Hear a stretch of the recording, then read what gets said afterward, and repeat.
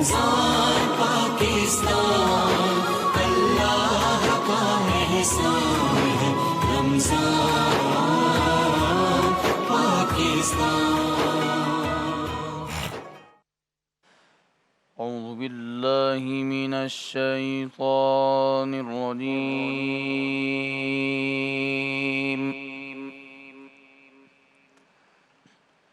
بسم اللہ الرحمن الرحیم۔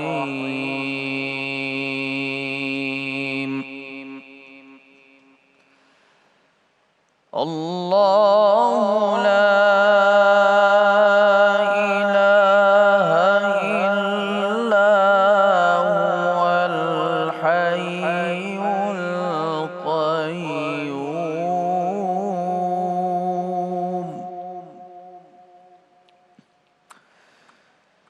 لا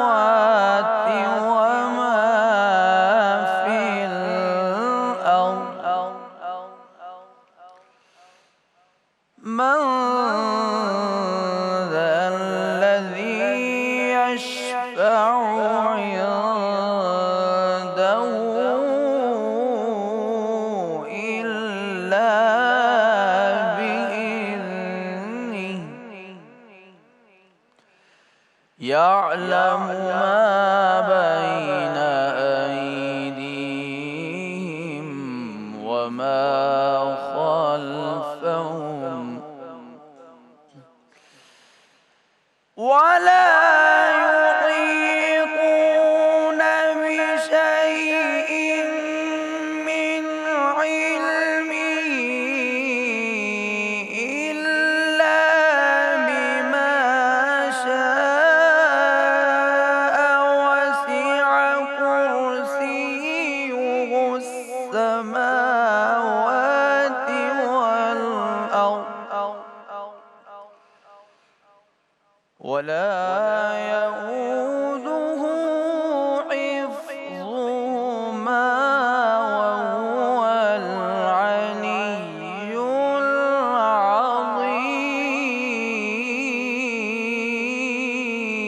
العظيم۔ صدق اللہ العظیم۔ ماشاء اللہ، سبحان اللہ۔ ملک کے معروف قاری جناب قاری اسامہ رحمانی صاحب آیت الکرسی کی تلاوت کر کے ہمارے قلوب کو منور فرما رہے تھے۔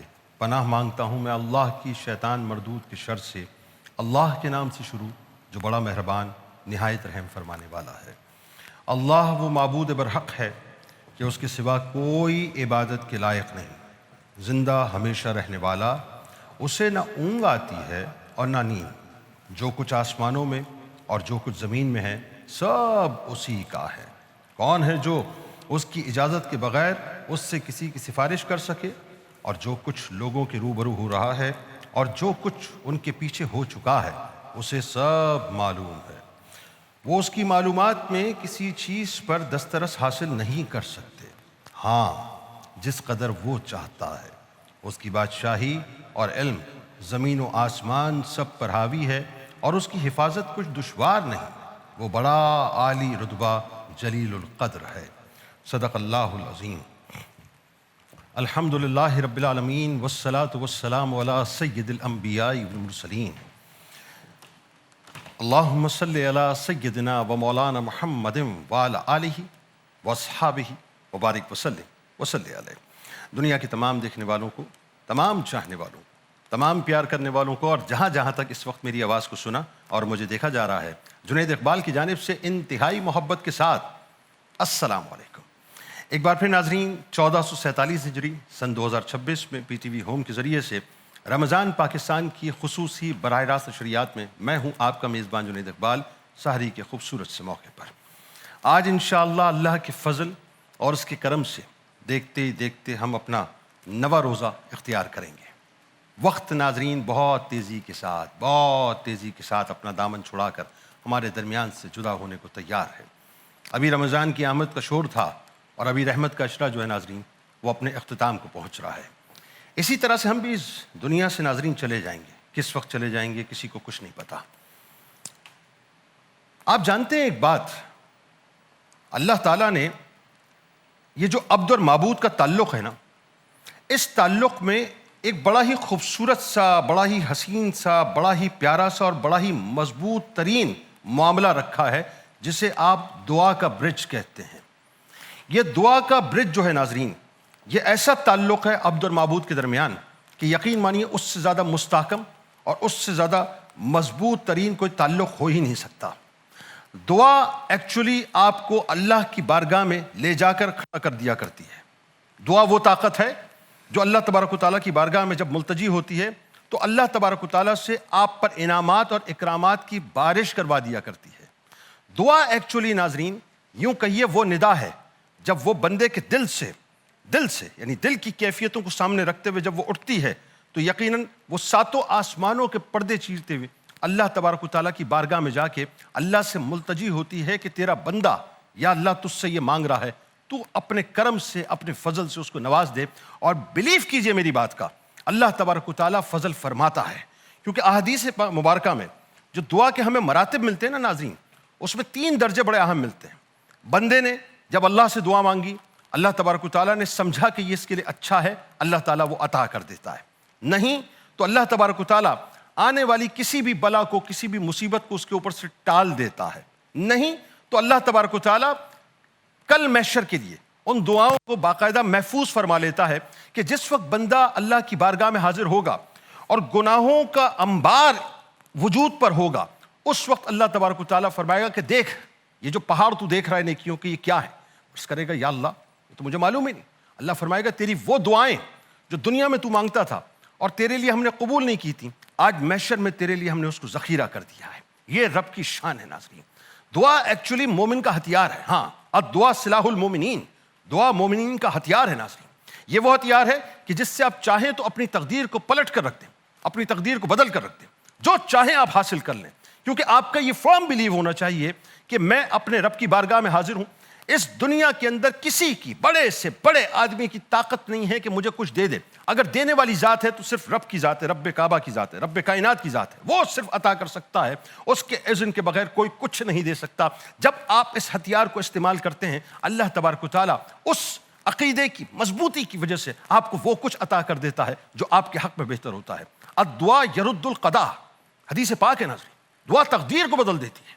آپ کی تقدیر آپ کے ہاتھوں میں ہوتی ہے، آپ کی مٹھی میں ہوتی ہے، آپ کی زبان پر ہوتی ہے، آپ کے قلب میں ہوتی ہے۔ جس وقت آپ اللہ تبارک و تعالیٰ کی بارگاہ میں دعا کرتے ہیں، اللہ تبارک و تعالیٰ آپ کی تقدیروں کو بدل دیا کرتا ہے۔ یہ سرکار مدینہ صلی اللہ علیہ وآلہ وسلم کو مبارک قول ہے کہ دعا یرد القضاء، دعا تقدیر کو بدل دیتی ہے۔ الدعا نور السماوات والارض، دعا جو ہے وہ زمین اور آسمان کا نور ہے ناظرین، نور ہے۔ یہ ایسا نور ہے کہ جس سے آپ اپنی زندگیوں کو روشن کر لیا کرتے ہیں، جس سے آپ اپنی زندگی کی تاریکیوں کو ختم کر دیا کرتے ہیں۔ آپ کی زندگیوں کا جو تعفن ہے، یہ نور اس خوشبودار انداز سے آپ کی زندگیوں میں آتا ہے کہ وہ خوشبو جو ہے آپ کی زندگی کے تعفن کو ختم کر دیا کرتی ہے۔ آپ مسائل میں مبتلا ہیں، اللہ کی بارگاہ میں آ جائیے۔ آپ پریشان ہیں، اللہ کی بارگاہ میں آ جائیے۔ آپ مصیبت میں مبتلا ہیں، اللہ کی بارگاہ میں آ جائیے۔ آپ غم زدہ ہیں، اللہ کی بارگاہ میں آ جائیے۔ آپ بیمار ہیں، اللہ کی بارگاہ میں آ جائیے۔ آپ جاب لیس ہیں، اللہ کی بارگاہ میں آ جائیے. آپ کا کاروبار بند ہو گیا، اللہ کی بارگاہ میں آ جائیے. آپ کی بیٹی کی شادی نہیں ہو رہی، اللہ کی بارگاہ میں آ جائیے. آپ کا بیٹا ترقی نہیں کر پا رہا، اللہ کی بارگاہ میں آ جائیے. آپ کے گھر میں لڑائی جھگڑے ہیں، اللہ کی بارگاہ میں آ جائیے. آپ کے گھر میں فساد ہے، اللہ کی بارگاہ میں آ جائیے. آپ کے گھر میں نحوستیں ہیں، اللہ کی بارگاہ میں آ جائیے. آپ سے کوئی قطع تعلق کیے ہوئے ہیں، آپ چاہتے ہیں کہ اس کا دل میری طرف آ جائے، اللہ کی بارگاہ میں آ جائیے. آپ زندگی کے اندر ترقی کرنا چاہتے ہیں لیکن ترقی کے راستے پر نہیں چل پا رہے، اللہ کی بارگاہ میں آ جائیے. آپ زندگی میں مقام بنانا چاہتے ہیں، اللہ کی بارگاہ میں آ جائیے. آپ زندگی میں نام بنانا چاہتے ہیں، اللہ کی بارگاہ میں آ جائیے. آپ زندگی میں کامیابی کی دہلیز پر قدم رکھ کر اپنا نام تاریخ کے اندر رقم کروانا چاہتے ہیں، اللہ کی بارگاہ میں آ جائیے. یعنی چھوٹے سے چھوٹا مسئلہ ہو آپ کے گھر کا، جس کو آپ یوں کہیے کہ آپ کو ایک اگر جوتے کا تسمہ بھی آپ کا ٹوٹ گیا ہے تو یاد رکھیے گا، حدیث پاک کا مفہوم ہے کہ اللہ سے مانگو، اللہ عطا کرتا ہے. تو جوتے کے تسمے سے لے کر آپ کسی ملک کی بادشاہی کو چاہیں، اس بادشاہ سے اپنے آپ کو جوڑ لیجئے جو بادشاہوں کا بادشاہ ہے، جو شہنشاہوں کا شہنشاہ ہے. یوں کہیے کہ تمام باسز کا بگ باس ہے، وہ اللہ کی ذات ہے. جو اللہ کی ذات پہ یقین کر کے اس کی بارگاہ میں اپنے ماتھے کو رکھ دیتے اور اپنی ہاتھوں کو دعاؤں کے لیے اٹھا دیتا ہے، اللہ تبارک و تعالیٰ اس کو وہ عطا کر دیتا ہے جس کا وہ تصور بھی نہیں کر سکتا. یہ دعا ناظرین ایک ایسی کنیکٹیوٹی ہے اللہ سے، ایک ایسی کنیکٹیوٹی ہے کہ میں آپ کو کیا بتاؤں. آپ یقین مانیے، جس نے دعاؤں کی لذت کو سمجھ لیا نا، جس نے دعاؤں کی حلاوت کو سمجھ لیا، جس نے یہ سمجھ لیا کہ اس کی مٹھاس کیا ہے، آپ یقین مانیے پھر وہ دنیا سے بات نہیں کرتا. نہیں، وہ دنیا سے بات نہیں کرتا، وہ دنیا کے آگے جا کے آنسو نہیں بہاتا. وہ دنیا سے جا کے یہ نہیں کہتا کہ میرے پاس مال نہیں ہے، مجھے تنگی آ گئی ہے، میرے پاس پیسہ نہیں ہے، میرے پاس ریسورسز نہیں ہیں، میرے پاس کاروبار نہیں ہے، میری بیٹی کی شادی نہیں ہو رہی، میرا بیٹا جو ہے ترقی نہیں کر پا رہا، گھر میں بیماری لگ گئی ہے، پریشانی لگ گئی ہے. وہ اپنی کسی پریشانی کا تذکرہ بندوں سے کرتا ہی نہیں ہے، کیونکہ اسے اس حلاوت اور لذت کا معلوم ہوتا ہے کہ وہ لذت جو دعا کی لذت ہے نا، وہ کچھ اور ہی ہے. جس وقت یہ جو توکل کا ورڈ ہے نا ناظرین، اس کو ہم نے صحیح طور سے ڈیفائن ہی نہیں کیا. آپ یقین مانیے ہم ڈیفائن ہی نہیں کر سکتے اس کو. توکل وہ ہے کہ جب آپ پوری کائنات کو لا کہہ دیتے ہیں نا، پوری کائنات کو لا کہہ دیتے ہیں، وہاں سے توکل کے تے کی ابتدا ہوتی ہے ناظرین. وہاں سے توکل کی ابتدا ہوتی ہے کہ اللہ دیکھنا چاہتا ہے کہ میرا بندہ جو ہے کیا کسی پر بھروسہ کر کے میری بارگاہ میں آیا. نہیں، وہ توکل جو ہے اس کے اندر آمیزش ہے. توکل تو وہ مصفہ ہے کہ جب انسان چلے تو ایسے چلے کہ میرا رب مجھے چلائے گا، دوڑے تو ایسے دوڑے کہ میرا رب مجھے دوڑائے گا، حبس میں کھڑا ہو تو ایسے کھڑا ہو کہ میرا رب اس سفوکیشن سے مجھے نکالے گا، اندھیرے میں چلے تو ایسا اندھیرے کو چیر کر چلے کہ میرا رب یہیں سے مجھے وہ روشنی عطا کرے گا جو لوگوں کو بظاہر اندھیرا نظر آتا ہے لیکن میرے لیے روشن راستہ ہو جائے گا. یہ ہے ناظرین توکل. ہم اس توکل سے اللہ سے مانگتے ہی نہیں، اس کی بارگاہ میں کھڑے ہی نہیں ہوتے. نتیجہ یہ نکلتا ہے کہ ہماری دعائیں جو ہے نا وہ اف اگر مگر بٹ میں اٹکی رہتی ہیں. وہ سرکار مدینہ صلی اللہ علیہ وآلہ وسلم کے قول مبارک ہے نا، جس کا مفہوم ہے کہ غافل دل سے دعا مت کرو. ہمارا پرابلم یہ ہے کہ ہمارا جو قلب ہے نا، یہ قلب یہ غفلت میں مبتلا ہے. ہم غافل دل سے دعا کرتے ہیں، اف اگر مگر بٹ لگا رہتا ہے دعا کے اندر. پتہ نہیں قبول ہوگی کہ نہیں ہوگی. پہلے نہیں ہوگی، جہاں یہ شبہ آ گیا نہیں ہوگی. اور جہاں یہ بات آ گئی، یہ یقین آ گیا کہ میں جو دعا کر رہا ہوں یہ یقیناً قبول ہوگی، ہر صورت میں قبول ہوگی، اس کو قبولیت کے پر لگیں گے. آپ یقین مانیے یہاں آپ اللہ کی بارگاہ میں جھکتے ہیں، یہاں اپنے ہاتھوں کو بلند کرتے ہیں، اپنے دامن کو پسارتے ہیں، ایک آنسو کو بہاتے ہیں، یا رب کہتے ہیں، رب جو ہے اس کو قبولیت کے پر عطا کر دیتا ہے. یہ ناظرین دعا کی پاور، یہ وہ کنیکٹیوٹی ہے صاحب، وہ کنیکٹیوٹی ہے. میں آپ کو اس کی مثال چلے بلا تمثیل آپ کو ایک بات سمجھا دیتا ہوں. میں اس وقت آپ کو ٹیلی ویژن اسکرین کے ذریعے سے دیکھ رہا ہوں، میں نہیں دیکھ رہا، سوری، آپ مجھے دیکھ رہے ہیں. اور یہ سیٹلائٹ چینلز کا ناظرین دور ہے. اس سیٹلائٹ چینلز کے دور کے اندر یہ کنیکٹیوٹی سیٹلائٹ کے ذریعے سے اس وقت اگر کوئی بھی سگنل ڈراپ ہو جائے تو یہ براہ راست ٹرانسمیشن جو ہے ایک دم بلیک ہو جائے گی. ایسا ہی ہوگا نا، یعنی یہ محتاج ہے سیٹلائٹ کی. سیٹلائٹ آن ہوگا، سگنلز آن ہوں گے، یہ فریکوینسی پکڑے گا، فریکوینسی میچ ہوگی، اس کے بعد یہ پی ٹی وی ہوم کے ذریعے سے پوری دنیا کے اندر جو ہے یہ ٹرانسمیشن دیکھی جائے گی. بالکل اسی طرح سے اگر آپ مجھے سوشل میڈیا پہ دیکھ رہے ہیں تو وہ انٹرنیٹ کی محتاج ہے. انٹرنیٹ کی کنیکٹیوٹی ہوگی، انٹرنیٹ صحیح طور سے کام کر رہا ہوگا. انٹرنیٹ میں اگر ذرا سا بھی کسی بھی قسم کا ڈسٹریکشن ہوگا یا ایرر ہوگا تو آپ کو میری بات نہیں پہنچ پائے گی، فوراً بلر ہو جائے گا، اسکرین جو ہے کالی ہو جائے گی، رک جائے گا، انٹرنیٹ رک جائے گا اور اسکرین وہاں پہ رک جائے گا. ایسا ہی ہے نا، بلا تمثیل اللہ تبارک و تعالیٰ کو کسی انٹرنیٹ کی ضرورت نہیں ہے، اللہ تعالیٰ کو کسی سیٹلائٹ کی ضرورت نہیں ہے، اللہ تعالیٰ کو کسی فریکوینسی کی ضرورت نہیں. اس کی فریکوینسی تو ہمارے ساتھ میچ ہوئی ہے. بندہ میچ نہیں کرتا, اس کی فریکوینسی تو میچ ہوئی ہوئی ہے, بندہ ہی میچ نہیں کرتا ناظرین. اس کو کسی قسم کی کوئی سیٹلائٹ چینل, کوئی انٹرنیٹ کی ضرورت نہیں ہے, اس کو اس بات کی بھی ضرورت نہیں ہے. اور آسان کر کے سمجھا دیتا ہوں کہ یہ جو موبائل ہے, موبائل ہم کیا کرتے ہیں, اس موبائل سے کسی سے رابطہ کرنے کے لیے ہم سب سے پہلے کیا کرتے ہیں, اس میں اگر مثال کے طور پر پری پیڈ اگر ہم نے پیکج لیا ہوا ہے تو پہلے اس میں پیسے ہمیں چاپ کرنے پڑتے ہیں, اگر پوسٹ پیڈ ہے تو ہمیں بلنگ کرنی پڑتی ہے, ایسا ہی ہوتا ہے نا. اس کے بعد ہماری جو آؤٹ گوئنگ سروسز ہیں وہ آن ہوتی ہیں, اس میں ڈیٹا آن ہوتا ہے. اگر ہم اس میں پیسے چاپ نہ کروائیں تو کیا ہوتا ہے, بلاک ہو جاتا ہے. اس کا مطلب یہ ہوا کہ محتاج ہوئے اس بات کے کہ ہمیں ایک کنیکٹیوٹی چاہیے, تب جا کے ہم کسی سے رابطہ کریں گے. اللہ کی جو یوں کہیے بارگاہ ہے وہ کسی انٹرنیٹ کی, کسی سیٹلائٹ چینل کی, کسی موبائل فون کی, کسی ڈیٹا پیکج کی, کسی 4G اور 5G کی محتاج نہیں ہے. یہاں بندہ یقین کی کھڑکی اپنے دل میں اللہ کی بارگاہ میں کھولتا ہے, وہاں وہ آپ کی دعا کو سننا شروع کر دیتا ہے. اور یہاں وہ دعا کو سننا شروع کرتا ہے, وہاں دعا کو جو ہے قبولیت کے پل لگنا شروع ہو جاتے ہیں. یعنی آپ کہیں بھی بیٹھے ہیں, دنیا کے کسی بھی خطے میں بیٹھے ہیں, کسی بھی مقام پہ بیٹھے ہیں, کسی بھی روم میں بیٹھے ہیں, کسی بھی جگہ پہ بیٹھے ہیں, آپ نے ہاتھ اٹھائے نہ اٹھائے, یہاں دل سے جب یا رب یا رب یا رب کی صدائیں بلند ہو رہی ہوتی ہیں, تو جس وقت یا رب کی صدائیں بلند ہو رہی ہوتی ہیں اس وقت آپ کی التجاؤں کی ایک ونڈو اللہ کی بارگاہ میں کھل چکی ہوتی ہے. اور جس وقت التجاؤں کی ونڈو اللہ کی بارگاہ میں کھل چکی ہوتی ہے, وہ آپ کی وہ صدا جو آپ نے ابھی الفاظ کے ذریعے سے ادا نہیں کی ہے, دل میں اٹھی تھی, وہ سن رہا ہوتا ہے. اور سننے کے بعد فرشتوں کے سامنے اس کا تذکرہ ہوتا ہے, اور اللہ تبارک و تعالیٰ اس کو انڈورسمنٹ عطا کر دیتا ہے. یا تو وہ دے دیتا ہے جو آپ نے مانگا, یا وہ بلا ٹال دیتا ہے, اس کے بدلے میں کچھ عطا کر دیتا ہے جو مصیبت آنے والی ہوتی ہے جس کو ہماری نگاہ نہیں دیکھ پاتی, یا پھر یہ ہوتا ہے کہ آخرت کے لیے اس کو محفوظ کر دیا جاتا ہے. تو اللہ تبارک و تعالیٰ دعا کو ناظرین کسی طور پہ بھی رد نہیں کرتا, یہ ذہن میں رکھیے گا. بس آخری بات عرض کر رہا ہوں, کبھی ذرا ان لمحات میں, جو تہجد کے لمحات ہیں نا, ان میں بیٹھ کے کبھی اس باتوں کا, ان باتوں کی لذت تو لیجئے گا جو باتیں اللہ سے کی جاتی ہیں, اس ہم کلامی کی لذت تو لیجئے گا جو اللہ سے کی جاتی ہے. کوئی نہیں ہوگا, کوئی نہیں ہوگا. آپ اکیلے ہوں گے, وضو کریں گے, وضو کرنے کے بعد خوشبو لگائیں گے, خوشبو لگانے کے بعد اپنے دروازے کو بند کریں گے, اور کہیں جا کے اپنے روم کے کسی کارنر پہ جا کے بیٹھ جائیں گے, ساری لائٹس کو آف کر دیں گے, جا نماز ہے, آپ ہیں. اب آپ نے سر جھکا کے اپنے رب سے ہم کلامی شروع کی, یا اللہ میں تیرا بندہ, یا اللہ میں تیرا گناہ گار, یا اللہ میں تیرا سیاہ کار, یا اللہ پوری زندگی گناہوں میں گزار دی, اے پروردگار تو ہی ہے جو سب کچھ عطا کرنے والا ہے, اے پروردگار تو ہی ہے جو دینے والا ہے, اے پروردگار دنیا سے مجھے کچھ نہیں چاہیے, تیری رضا چاہیے, تیری مدد چاہیے, تو جس کا ہو گیا اس کے سب ہو گئے, اور تو اگر ہمارا نہ ہوا تو سب ہمارے خلاف ہو جائیں گے.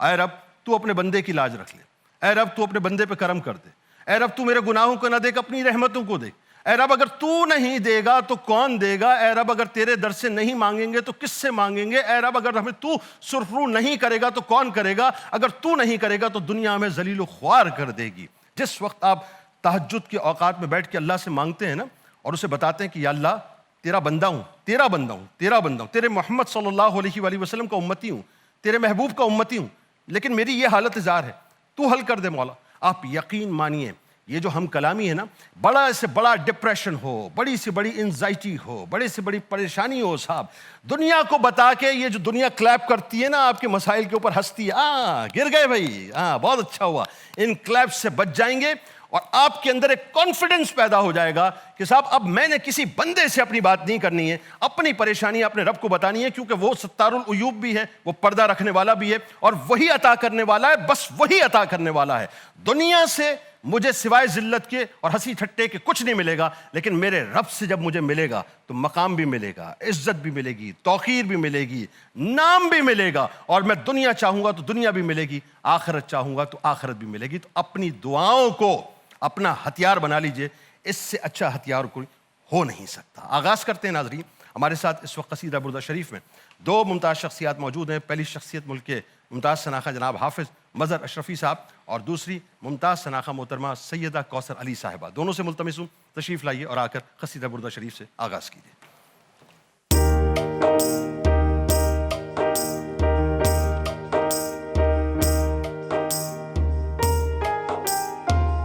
مولاي صل وسلم دائما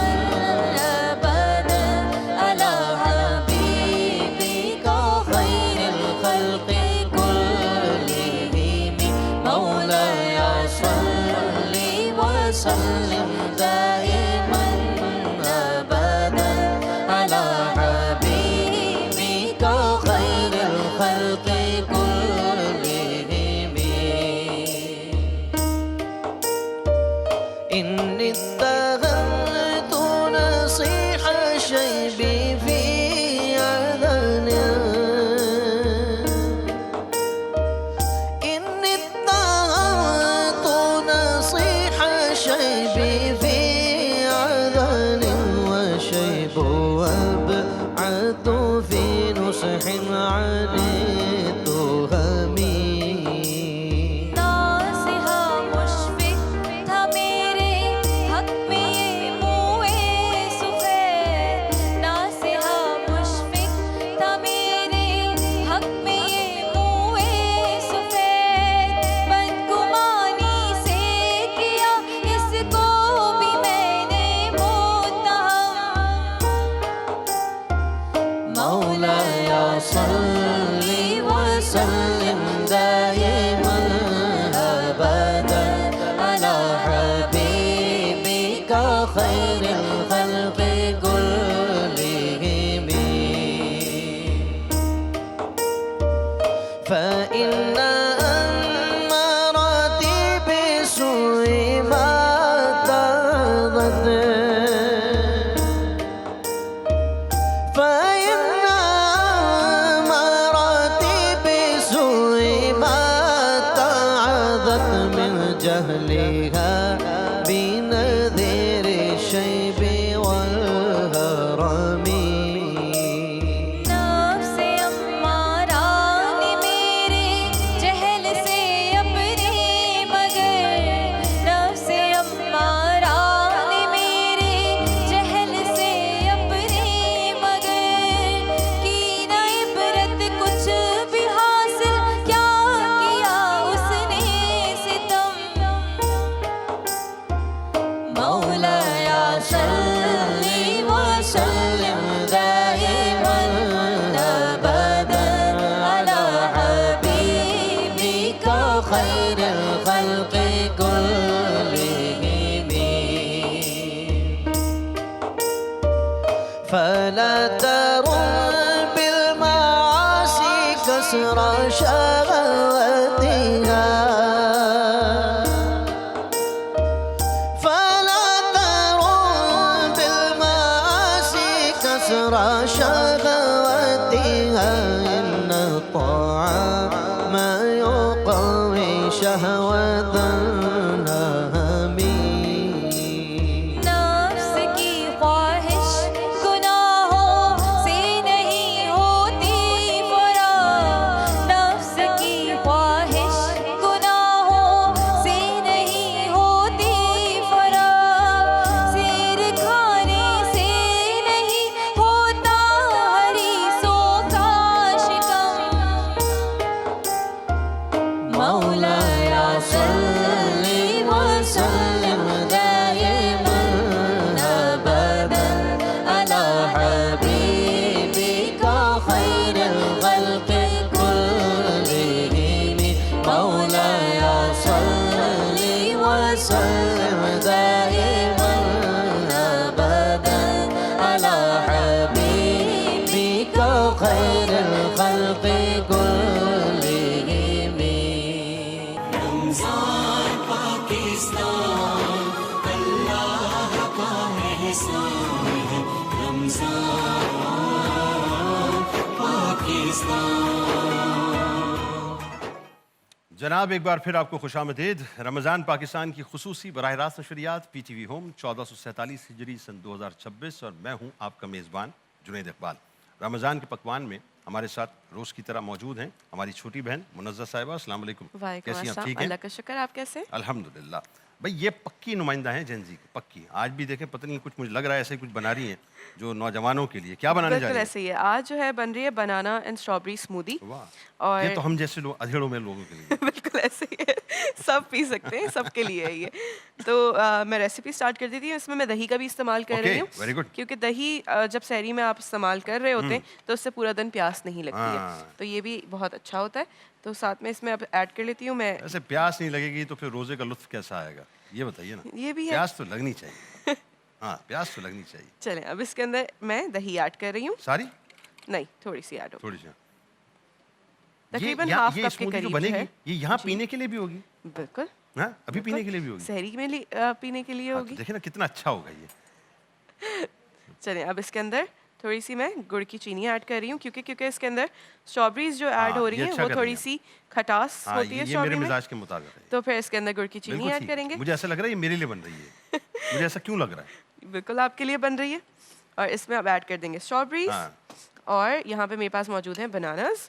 یہ بناناز بھی اس کے اندر ایڈ کر دیں گے. Very good.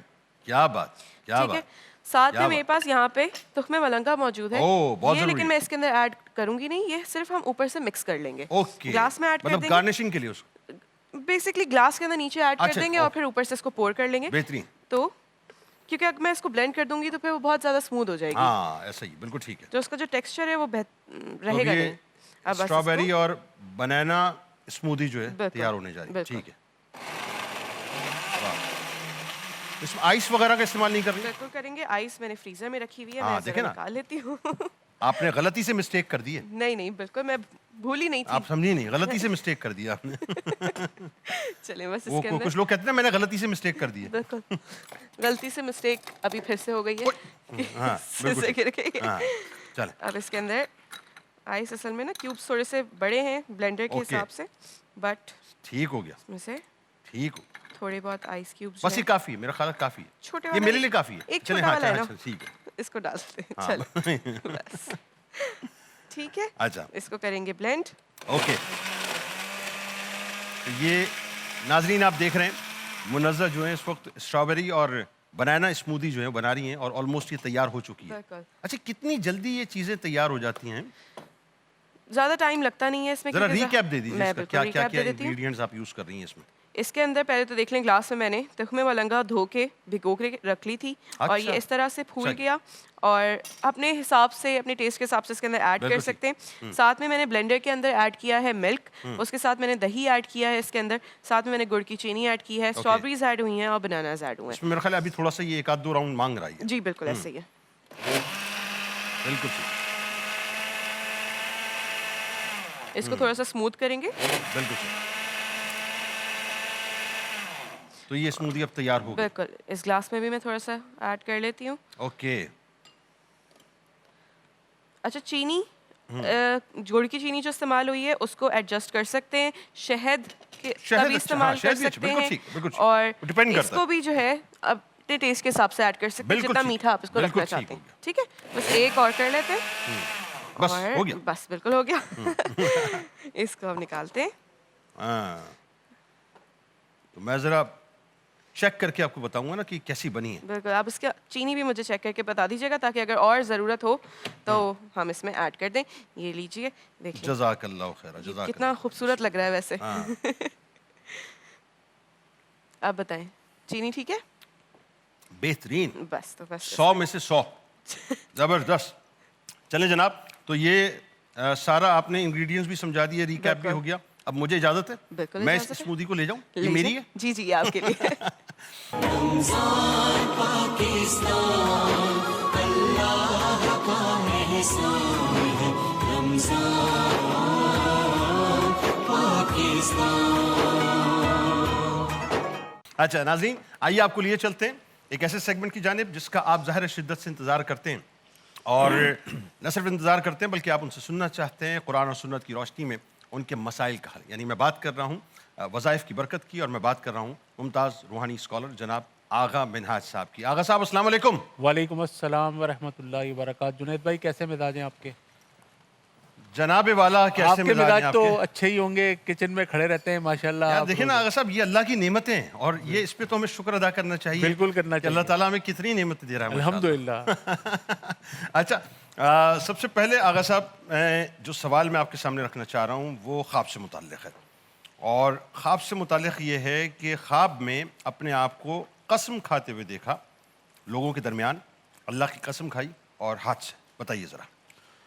اعوذ باللہ من الشیطان الرجیم. بسم اللہ الرحمن الرحیم. اللہم صلی وسلم وبارک علی سیدنا و مولانا محمد النبی الامی الحبیب العالی القدر العظیم الجاہ وعلی آلہ وصحبہ وبارک وسلم.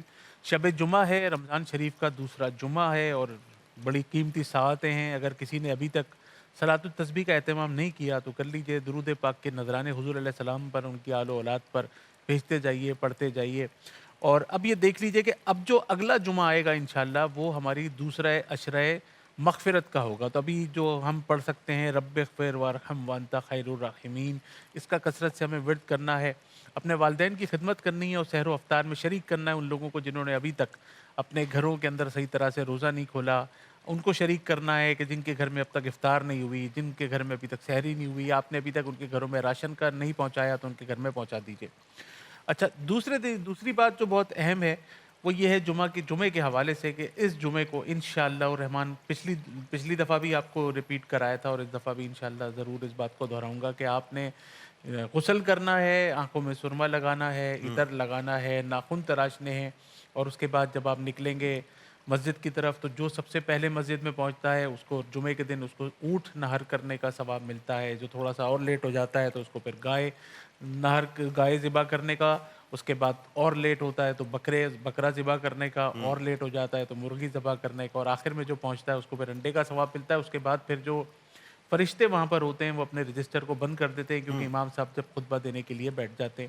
تو 200 مرتبہ یا اللہ ہو یا اللہ ہو یا اللہ ہو پڑھیں اور اپنے مقصد کو ذہن کے اندر رکھیں. جو بھی پریشانی ہے آپ کے ساتھ، چاہے اولاد کا نہ ہونا ہے یا اولاد کا نافرمان ہونا ہے یا کاروبار کا نہ ہونا ہے یا جاب میں ترقی کا نہ ہونا ہے یا جو بھی مسائل ہیں، گھر میں رشتوں کا نہ آنا ہے یا گھر میں کسی قسم کی کوئی لڑائی جھگڑے ناچاکیاں ہیں یا جو بھی پریشانیاں ہیں، تو یہ 200 مرتبہ یا اللہ ہو ہر جمعے کو پڑھنے کے بعد اللہ تبارک و تعالیٰ سے دعا کرنی ہے.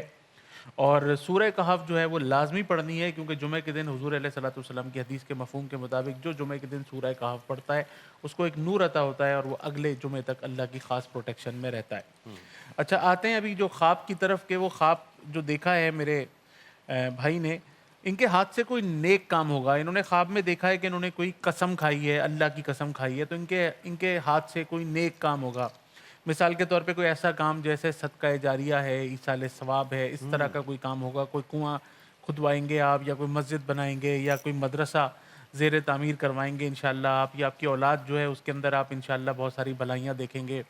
اور کوئی غریبوں کی امداد کے حوالے سے کام کریں گے، کوئی NGO بنا لیں گے، کوئی ایصال ثواب ہے، کوئی کنواں ہے، کوئی مسجد ہے، کوئی مدرسہ ہے، کوئی انشاءاللہ ایسا کام جس سے انشاءاللہ آپ کی آخرت کا بھی سامان ہوگا اور دنیا کے اندر بھی انشاءاللہ کوئی بہتری کا کام ہوگا، جو کہ ہم سب کو کرنا چاہیے. لیکن پھر وہی بات جو میں ریپیٹڈلی کہتا ہوں کہ جب بھی کوئی برا خواب دیکھیں، آنکھ کھلتے ہی قبلے کی طرف منہ کر کے کھڑے ہوں، 3 مرتبہ درود پاک، 3 مرتبہ لا حول ولا قوت الا باللہ، اور لیفٹ سائڈ پہ منہ کر کے تھتکاریے.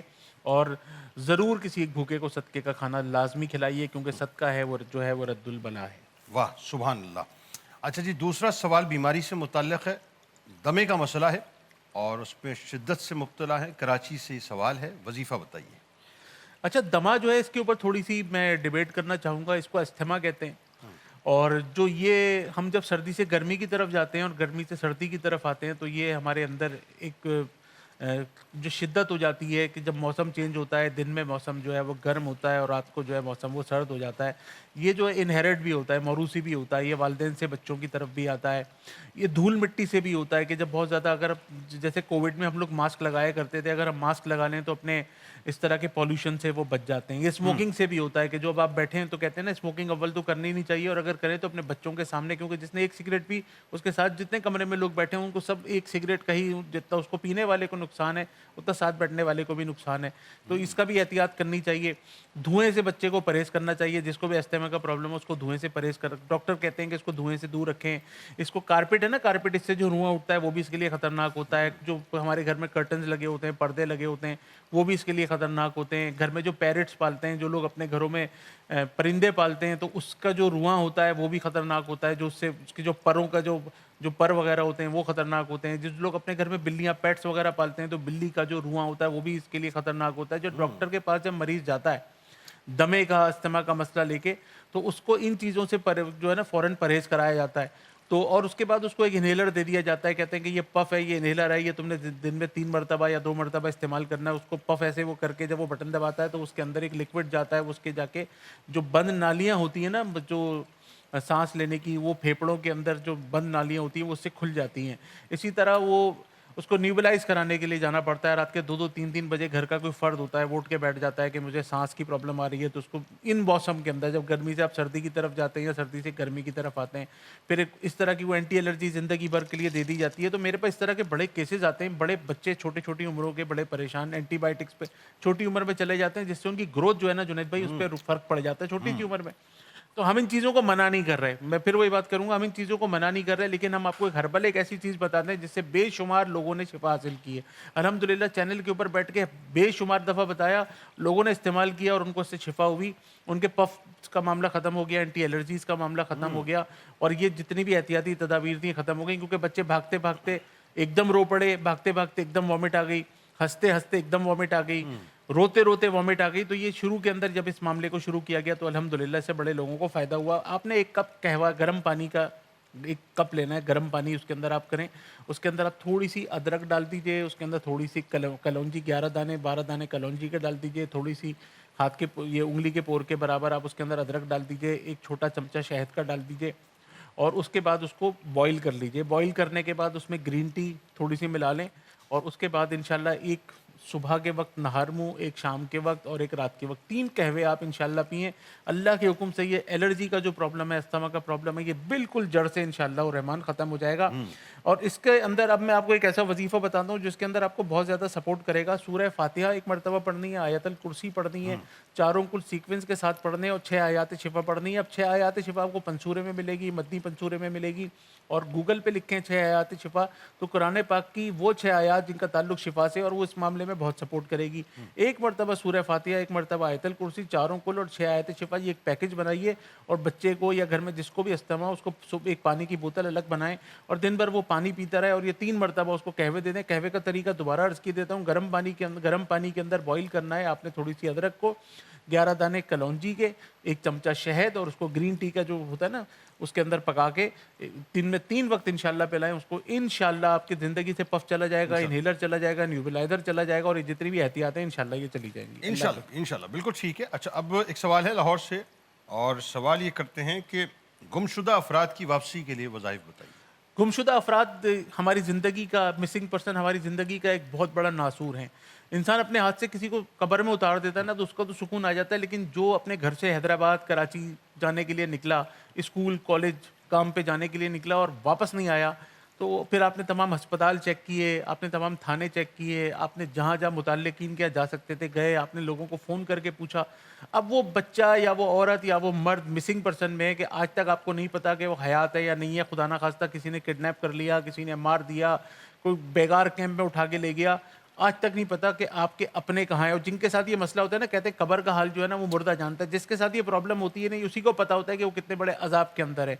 تو اللہ تبارک و تعالی ہم سب کو ان معاملات سے بچا کے رکھے.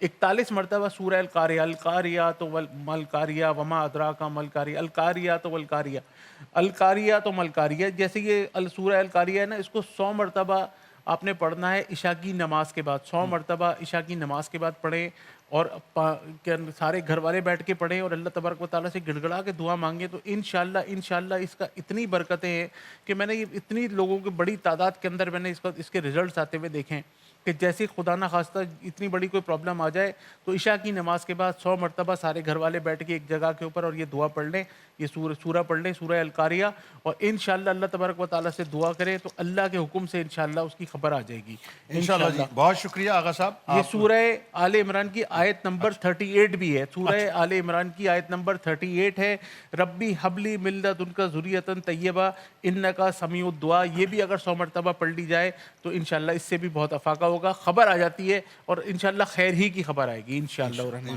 بہت شکریہ, آپ تشریف لائے. ناظرین ہمارے ساتھ رہیے, ایک مختصر سا وقفہ لیتے ہیں, اور سیگمنٹ ہے علم کے موتی, اور آج بات کریں گے دعا پر. اس دعا کی پاور پہ آپ یقین کرنا سیکھ لیجئے, پھر دیکھیے انشاءاللہ زندگی جو ہے وہ کیسے آپ کی انشاءاللہ تبدیل ہونا شروع ہوگی. ایک مختصر سا وقفہ. رمضان پاکستان اللہ کا احسان ہے, رمضان پاکستان. جناب ایک بار پھر میں آپ کو خوش آمدید کہتا ہوں. رمضان پاکستان کی خصوصی براہ راست نشریات پی ٹی وی ہوم ہے, اور 1447 سن 2026. میں ہوں آپ کا میزبان. آغاز کرتے ہیں. ہمارے ساتھ جید علماء کرام موجود ہیں. پہلی شخصیت آپ کے ہمارے ہم سب کے انتہائی قابل احترام ہیں. ممتاز عالم دین، ممتاز قاری، ممتاز حافظ قرآن. بہت ہی خوبصورت گفتگو کرتے ہیں. محترم جناب ڈاکٹر جمیل راٹھور صاحب، السلام علیکم، خوش آمدید. وعلیکم السلام ورحمۃ اللہ. دوسری شخصیت آپ کے ہمارے ہم سب کے انتہائی قابل احترام ہمارے اساتذہ میں شامل ہیں. بہت ہی خوبصورت گفتگو کرتے ہیں. ممتاز اسکالر جناب ڈاکٹر پروفیسر محمد احمد قادری صاحب ہمارے ساتھ موجود ہیں. آپ کو خوش آمدید. السلام علیکم. السلام علیکم ورحمۃ وعلیکم السلام ورحمۃ اللہ. کیسے مزاج ہیں آپ کے؟ ٹھیک ہے. اللہ. آپ کے دعا جنید بھائی آپ ٹھیک ہیں ماشاء اللہ. تیسری شخصیت ناظرین آپ کے ہمارے ہم سب کے انتہائی قابل احترام ممتاز عالم دین، بہت ہی کمال گفتگو کرتے ہیں. محترم جناب علامہ اسحاق مدنی صاحب موجود ہیں. آپ کو بھی خوش آمدید. بہت شکریہ. اور آخر میں ناظرین ملک کے ممتاز شناخواں کمال آواز کے مالک ہیں ماشاء اللہ جناب قاری اسد الحق صاحب ہمارے ساتھ موجود ہیں. آپ کو بھی خوش آمدید. السلام علیکم. سر، دعا، اس کی اہمیت، اس کی فضیلت، آغاز کیجئے کہ یہ مومن کا کتنا بڑا ہتھیار ہے. قرآن سے میرا خیال ہے قرآن ہی سے ریلیونٹ بنتا ہے. سب سے پہلے وہیں سے آغاز کریں کہ تمام انبیاء کو دیکھ لیں، ہر نبی کی کوئی نہ کوئی دعا جو ہے وہ ایسی ہے کہ ظاہر رہتی دنیا تک جو ہے اس دعا کی اپنی ایک مناسب اور مراتب ہے. بسم اللہ الرحمن الرحیم. الصلاۃ والسلام علیکہ یا رسول اللہ وعلی آلکہ و اصحابکہ یا حبیب اللہ. دعا کی جہاں تک بات ہے تو دعا ہر دل کی مراد ہے، دکھی دلوں کی فریاد ہے. واہ دعا مومن کا ہتھیار ہے، آہا. دعا بے قراروں کا قرار ہے. واہ دعا اندھیروں میں نور ہے اور دعا ہر عبادت کا سرور ہے. سبحان واہ اللہ. ماشاء اور دعا ہر بندے کی ضرورت ہے اور دعا ہی دراصل بندے اور معبود میں وسیلہ محبت و مودت ہے. اللہ. لہذا دعا جب سارے سہارے چھوٹ جائیں، سارے ناطے ٹوٹ جائیں، اپنے پرائے سب روٹ جائیں اور انسان جب مایوسی کے اندھیروں میں ڈوب جائے تو آواز آتی ہے کہ سارے دروازے بند ہو گئے. ہاں، سارے دروازے بند ہو گئے. تو جواب آتا ہے کہ اے بندے لا تقنطوا من رحمت اللہ. ایک دروازہ کھلا ہے تو ادھر کیوں نہیں آتا؟ اللہ. اپنے رب کی چوکھٹ پر آ جا، مایوس مت ہو. ولا تقنطوا من رحمت اللہ، کہ تم اللہ کی رحمت سے مایوس ہو گئے. ومن یقنط من رحمت ربی الا الضالون. اور رب کی رحمت سے تو فقط گمراہ لوگ مایوس ہوتے ہیں. ہائے ہائے.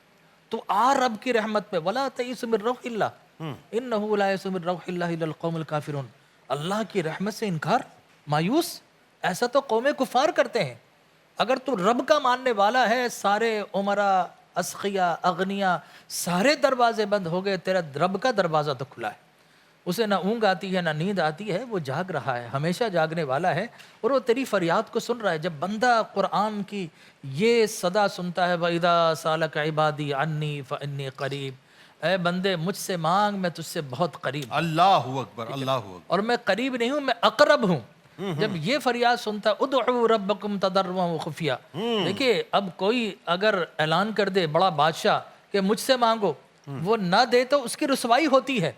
اور اللہ نے قرآن کے ذریعے اطراف اکناف عالم کو سنا دیا کہ کسی اور کے آگے جا کر ہاتھ پھیلانے کی ضرورت نہیں. ادعوا ربکم تضرعا وخفیا ادعونی استجب لکم. اپنے رب سے مانگو، جواب کیا آئے گا؟ وہ تمہاری دعاؤں کو قبول فرمائے گا. سبحان اللہ. اور کیسے مانگو؟ ادعوا ربکم تضرعا وخفیا، کچھ آنسوؤں کے ٹوکن لے کر. آئے ہائے.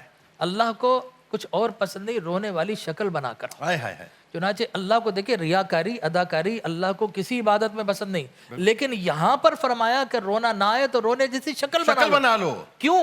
اس لیے کہ جب رونے جیسی شکل بناؤ گے تو عاجزی نظر آئے گی، انکساری نظر آئے گی.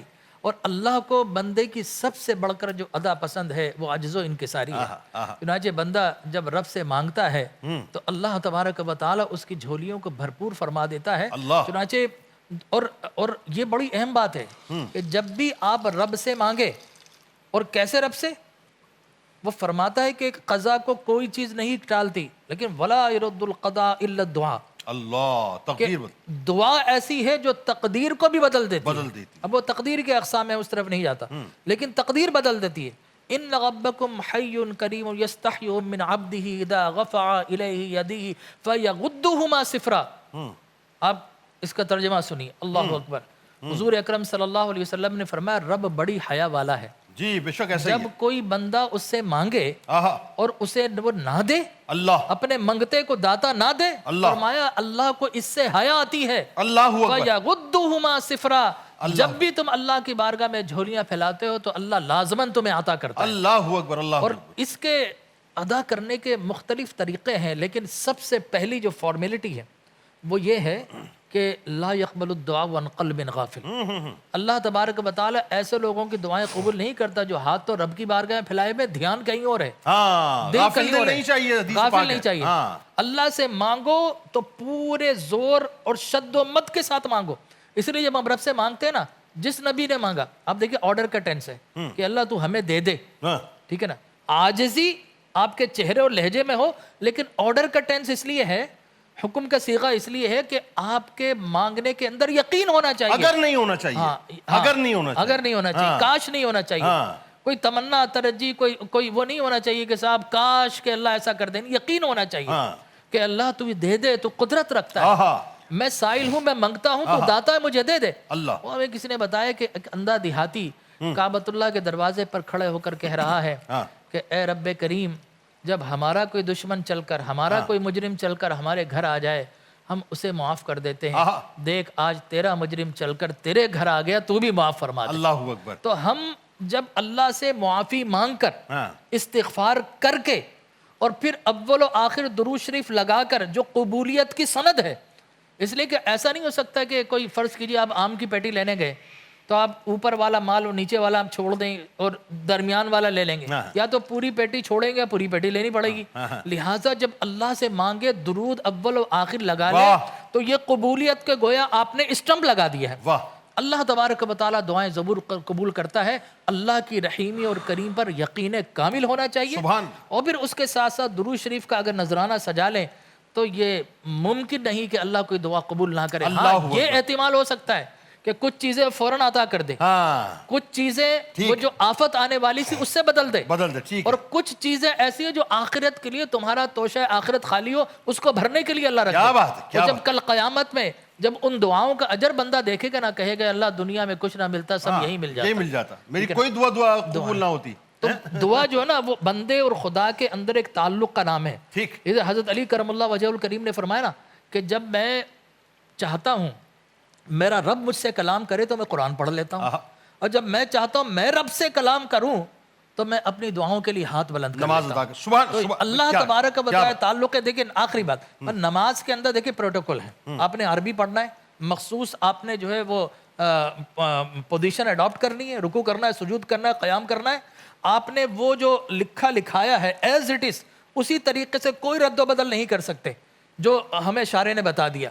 لیکن دعا جب سلام پھیرتا ہے بندے، اب سارے حجابات ختم کر دی، اب ساری زبانیں ختم کر دی. جو زبان تو جانتا ہے رب سب جانتا ہے، اس زبان میں جس میں لذت آئے مانگنے میں تو اس سے مانگ. اللہ ساری زبانوں کو جانتا ہے. کمال تو یہ ہے کہ زبان نہ بھی ہو تیرے پاس تب بھی وہ جانتا ہے، یہاں سے مانگنا شروع کر دے تب بھی وہ عطا کر دے گا. ڈاکٹر صاحب الدعاء سلاح المومنین، مومن کا ہتھیار بتلایا دعا کو. کسی اور عبادت کو مومن کا ہتھیار نہیں بتلایا، لیکن دعا کو بتلایا. اس کا مطلب یہ ہوا کہ جب وہی بات ہے کہ تمام انبیاء کی مثالیں اٹھائیں، ایک مثال صرف سامنے اگر رکھی جائے کہ بدر کا موقع ہے، سرور دو جہاں صلی اللہ علیہ وآلہ وسلم نے سب سے پہلے دعا کو ہتھیار بنایا اور اس کے بعد ہتھیار لے کے اترے. پہلے دعا کو ہتھیار بنایا. تو دعا مومن کا ہتھیار ہے. ڈاکٹر صاحب مجھے لگتا ہے کہ آج ہم لوگوں پہ تکیہ زیادہ کرتے ہیں، ہمارے تکیے لوگوں پہ زیادہ ہیں. وہ جو مسبب ہے اس کے سامنے ہم نہیں گڑگڑاتے اور اپنی دعا کے ہتھیار کو استعمال نہیں کرتے. بتائیے ذرا. اعوذ باللہ من الشیطان الرجیم، بسم اللہ الرحمن الرحیم. مولا صلی وسلم دائما ابدا علی حبیبک خیر الخلق کلہم، یا رب بالمصطفیٰ بلغ مقاصدنا واغفر لنا ما مضی یا واسع الکرم. قبلہ ڈاکٹر صاحب نے بہت خوبصورت پیرا میں بات کی، دعا کے حوالے سے آپ نے بات کی، اور انشاءاللہ امید ہے کہ ہمارے بھائی علامہ مدنی صاحب بھی یقیناً اسی حوالے سے بات کریں گے. ہم سب بیٹھے کیوں ہیں؟ پہلے فلسفہ دعا کو سمجھ لیں. اصل میں دعا اپنی ناکامی کو کامیابی میں بدلنے کا نام ہے. واہ، بہت اچھے، زبردست جملہ، بہت بہت بے شک، بہت. اور انسان ہر قدم پر یہ سوچے کہ میں تو ناکام ہوں لیکن تیرا نام میری کامیابی کی ضمانت ہے، کیونکہ نسبت تیرے نام سے ہے. اللہ اکبر، اللہ اکبر. میں حضرت امام غزالی رحمۃ اللہ تعالی علیہ کا وہ جملہ نقل کرنا چاہوں گا جس میں امام غزالی فرماتے ہیں کہ میں نے کوئی دعا ایسی نہیں دیکھی کہ جس میں حضور کا نام ہو اور وہ دعا ناکام ہو جائے. اللہ اکبر. منہاج العابدین. اللہ اکبر. اور سیدنا شیخ احمد کبیر الرفاعی رحمۃ اللہ تعالیٰ علیہ نے جب اپنے مریدین کو نصیحت کی ہے تو اس میں ایک ابتدائی نصیحت یہ ہے کہ نماز جو تم پڑھتے ہو ہاں اس نماز کا حاصل تمہاری وہ دعا ہے جس میں نماز کے ادب کی طرح دعا میں بھی وہی ادب رکھنا ہے. اللہ اکبر. اگر اس سے تجاوز کرو گے تو تمہاری دعا قبول نہیں ہوگی, معلق رہے گی. معلق رہی. اللہ اکبر. اب آج ہم دعائیں تو بہت کرتے ہیں, مسجد تو بنا لی شب بھر میں, تو یہ ایمان کی حرارت والوں کی دعائیں قبول کیوں نہیں ہو رہی ہیں؟ پوری دنیا میں مسلمانوں کی جو تعداد ہے اور جو مسلمانوں کے مسائل ہیں, ذرا ان کو آپ ایک دوسرے کے سامنے رکھ دیجئے اور پھر تجزیہ کیجئے کہ ہم کہاں کھڑے ہیں. ہائے ہائے. اور وہ 313 اللہ والے جن میں سرور کشور رسالت کا چہرہ انور دمکتا چمکتا, اور جب سارے ایک روایت میں یہ کہ سو گئے یا اونگ میں آ گئے تب بھی رسالت مآب صلی اللہ علیہ وسلم تضرع کے ساتھ, خشیت کے ساتھ اللہ کی بارگاہ میں کیا التجا کرتے ہیں. اور وہ جملے کیا ہیں حضور کے کہ اللہ یہ چند لوگ ہیں جو تیری عبادت گزار ہیں, تیرا نام لینے والے ہیں, تو اس سے محبت کرنے والے. اگر یہ آج ختم ہو گئے تو کل قیامت تک تیرے نام لینے والے کہاں رہیں گے؟ اللہ اللہ اللہ اللہ اللہ.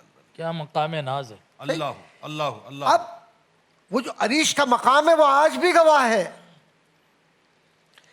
کہ جس طریقے سے سرور کشور رسالت نے سجدہ وہاں کیا ہے, اگر اہل دل ہو اور قلب جاری ہو تو آج بھی اس سجدے میں سرور کشور رسالت صلی اللہ علیہ وآلہ وسلم کی وہ دعائیں, وہ التجائیں, وہ آنسو اسی طرح سے محسوس ہو سکتے ہیں اگر دل وہ ہے جو دعا سے جڑ جائے حضور کی محبت کے ساتھ. اللہ اکبر. اللہ اکبر. حضرت صلی اللہ علیہ وآلہ وسلم نے صحابہ سے گفتگو کرتے ہوئے یہ فرمایا تھا نا کہ یہ جو دعا ہے یہ عبادت کا مقصد ہے.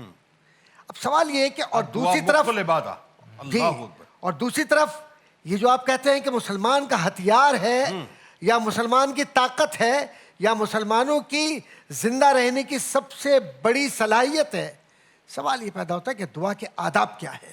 ٹھیک ہے, اگر ہم یہ دیکھیں بالکل صحیح. اگلا سوال یہ ہو گیا کہ اب دعا ایسے تو نہیں کہ آپ نے جس طرح چاہی دعا کر, بے شک وہ نیتوں کو جاننے والا ہے, لیکن جیسے نماز کا ایک سلیقہ ہے دعا کا بھی ایک سلیقہ بالکل ہے. صحیح. اور دعا کا سب سے بڑا سلیقہ جو ہمیں ملتا ہے وہ یہ کہ پیٹ میں حرام نہیں ہونا چاہیے. ہاں بہت اچھا.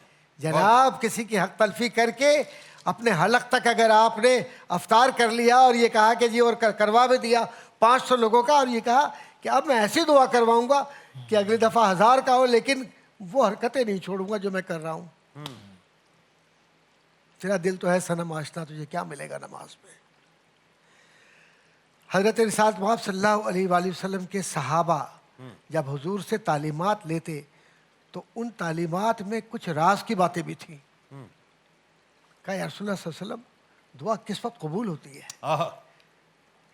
کہا جب جہاد کا موقع ہو,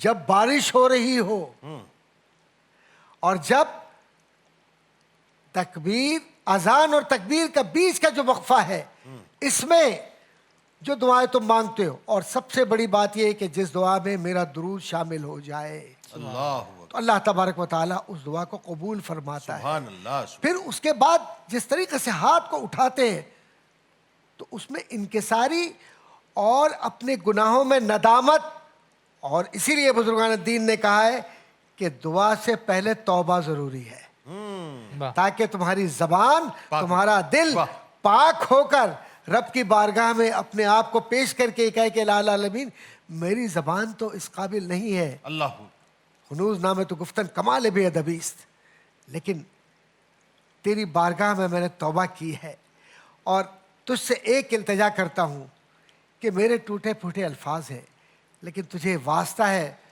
اس پاکیزہ ذات کا کہ راتوں میں جاگ جاگ کر ہمارے لیے دعائیں کرتی تھی. ٹھیک. الہی اس دعا کے طفیل ہماری زندگیوں کے مقصد کو جو سب سے بہترین مقصد ہے کہ ایمان کی حلاوت نصیب ہو. سبحان اللہ. مفتی صاحب دعا عبادات کا مغز ہے، مرکز ہے، اور مجھے لگتا ہے کہ شاید ہمیں جس انداز سے دعا کو تھامنا چاہیے تھا، ہم نے اس انداز سے دعا کو نہیں تھاما۔ ہونا تو یہ چاہیے تھا کہ ہمارا ہر معاملہ چاہے جوتے کا تسمہ ہو یا کسی سلطنت کی بادشاہی ہو، ہمیں تو اللہ کے حضور جو ہے سر و سجود ہو کر دعا مانگنی چاہیے۔ مجھے لگتا ہے جس طرح سے بہت سی چیزیں ہماری زندگی کے اندر شامل ہوتی ہیں نا روٹین میں، ہمیں دعا کو اسی انداز سے اپنی روٹین میں شامل کرنا چاہیے، تب جو ہے وہ ہمارے راستے اللہ کھولے گا، ورنہ نارملی ہماری نگاہ جو ہے وہ لوگوں پر رہتی ہے۔ بتائیے ذرا۔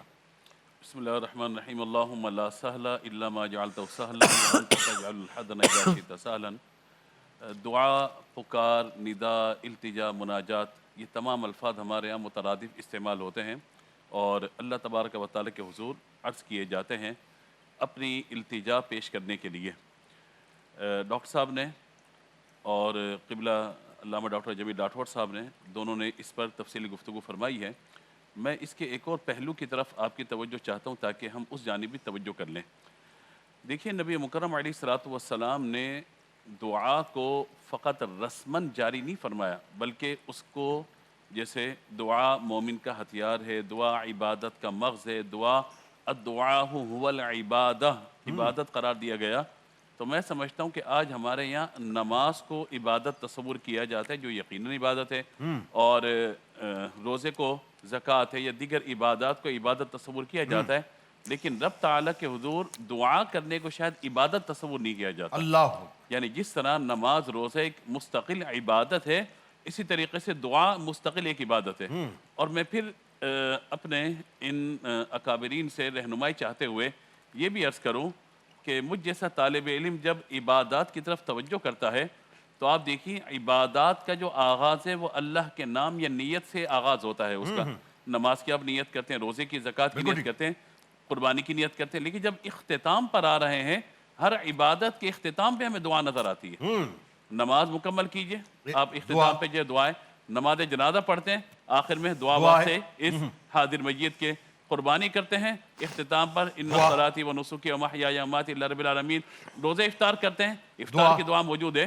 تو اسی طریقے سے ہمیں اس بات کو جاننا ہوگا، ہم نماز پڑھ رہے ہیں لیکن اس کے آخر میں دعا، یہ تو خود عبادت ہے، تو آخر میں ایک اور عبادت کو شامل کرا دیا گیا، روزہ عبادت، اس کے آخر میں دعا، طواف کیا، ہر طواف کی الگ دعا، طواف مکمل کرنے کے بعد دعا، ہر سعی کے چکر کی دعا، سعی کے بعد کی دعا، اور مزدلفہ پہنچیے، عرفات پہنچیے، منی پہنچیے، دعا ہی دعا، اور پھر عرفات کے اندر نماز ظہر و عصر پڑھنے کے بعد آپ نے مغرب و عشاء وہاں ادا نہیں کرنی، مزدلفہ چلے جانے۔ وجہ کیا ہے؟ دعا کے لیے زیادہ وقت آپ کو مل جائے۔ سبحان اللہ۔ مزدلفہ میں تہجد نہیں پڑھنی، دعا مانگنی ہے۔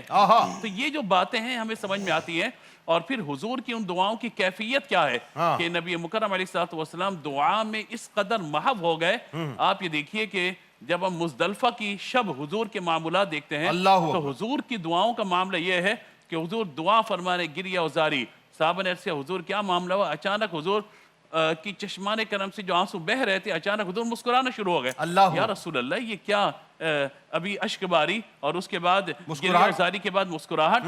نبی مکرم علیہ الصلوۃ والسلام نے فرمایا کہ میں نے دعا مانگی اللہ کے حضور کے یہاں پر میدان عرفات میں میرے امتیوں کو معافی مل جائے، اللہ نے حقوق اللہ کی معافی عطا فرما دی۔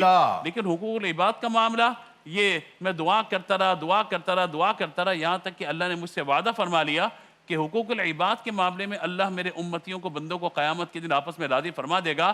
کہا جیسے یہ بشارت میرے پاس آئی، میں نے دیکھا شیطان اپنے سر میں خاک ڈال کر اور ناکام و نامراد ہوتا ہوا جا رہا ہے۔ اس کی بے بسی دیکھ کر مجھے رب کی رحمت پر مسکرانا یاد آ گیا۔ اللہ اکبر، اللہ اکبر۔ یہ کیا ہے؟ یہ کیا ہے؟ یعنی میرے آقا علیہ الصلوۃ والسلام نے دعا کو باقاعدہ عبادت بنا کر ہمیں بیان فرمایا۔ یعنی یوں کہیے کہ عبادتوں کے تاج پر دعا ایک ہیرے کی طرح ہے بنیادی۔ جی بالکل، بالکل ایسے ہی ہے۔ اور اللہ کو جو ہے وہ مانگنا پسند ہے، مانگنا۔ میں جو کرکس آف دی سٹوری لے رہا ہوں یہ کہ مانگو اس کی بارگاہ سے۔ بالکل ایسے ہی، بالکل ایسے ہی ہے۔ اس سے نہ مانگے تو کس سے مانگے؟ وہ نہیں دے گا تو کون دے گا؟ ایک ہی وہ بارگاہ ہے کہ جہاں سے ہماری حاجتیں پوری ہوں گی۔ پھر نبی مکرم علیہ الصلوۃ والسلام نے کچھ مخصوص اوقات پر مخصوص دعائیں بتائیں۔ مثال کے طور پہ سوتے وقت کی دعا ہے، پانی پیتے وقت کی دعا ہے، کھانا کھاتے وقت کی دعا ہے۔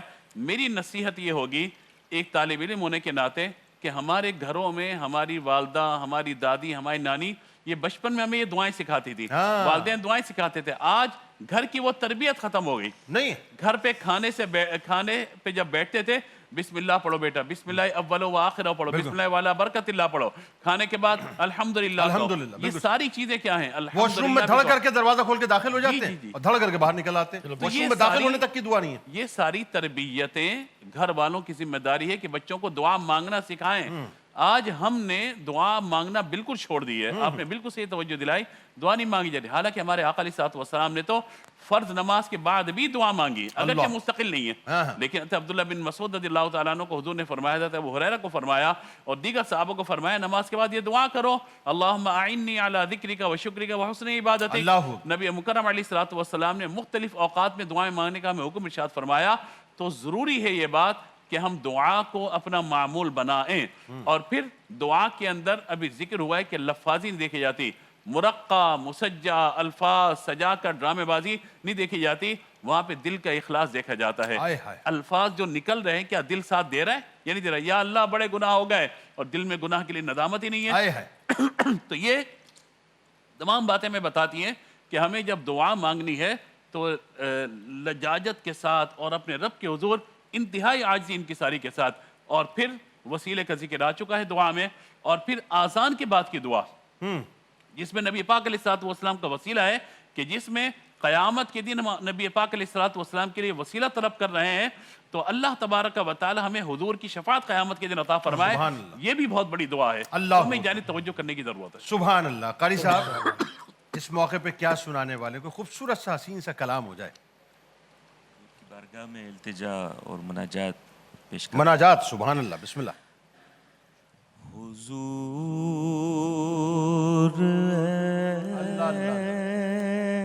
ایسا کوئی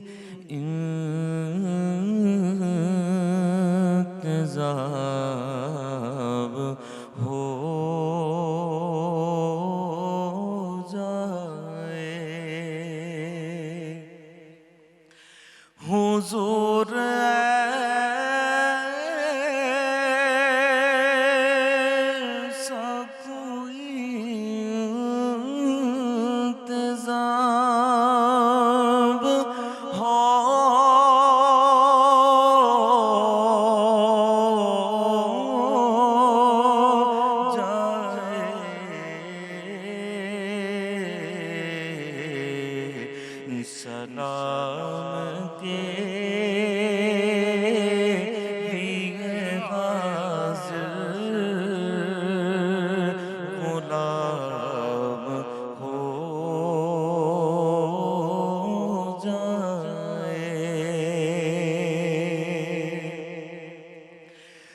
میں صرف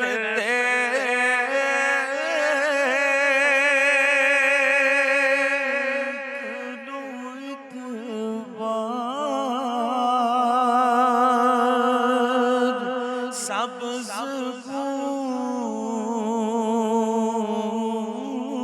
گنبد کو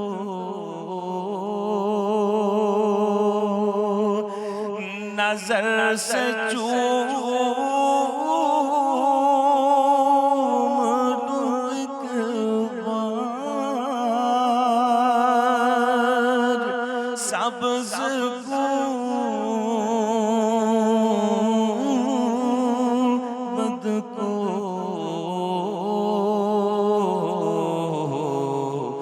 بنا سے پھر میری دنیا میں شام ہو جائے. حضور آپ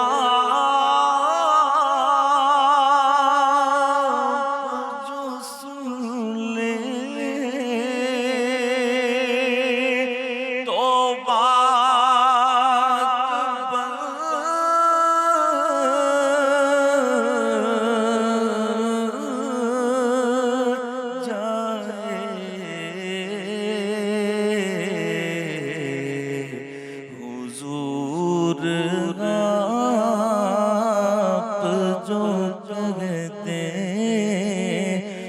काम हो जाए। हुजूर आप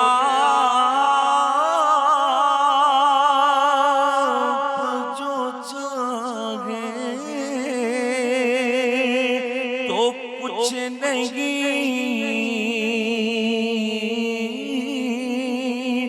मुश्किल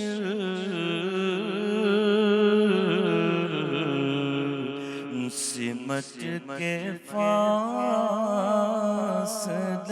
ये चंद गाम हो जाए। मजा तो जब है फरिश्ते ये कब्र में कह दें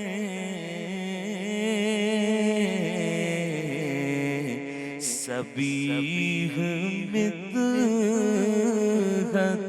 खैरुल अनाम हो जाए। सलाम के लिए हाजिर गुलाम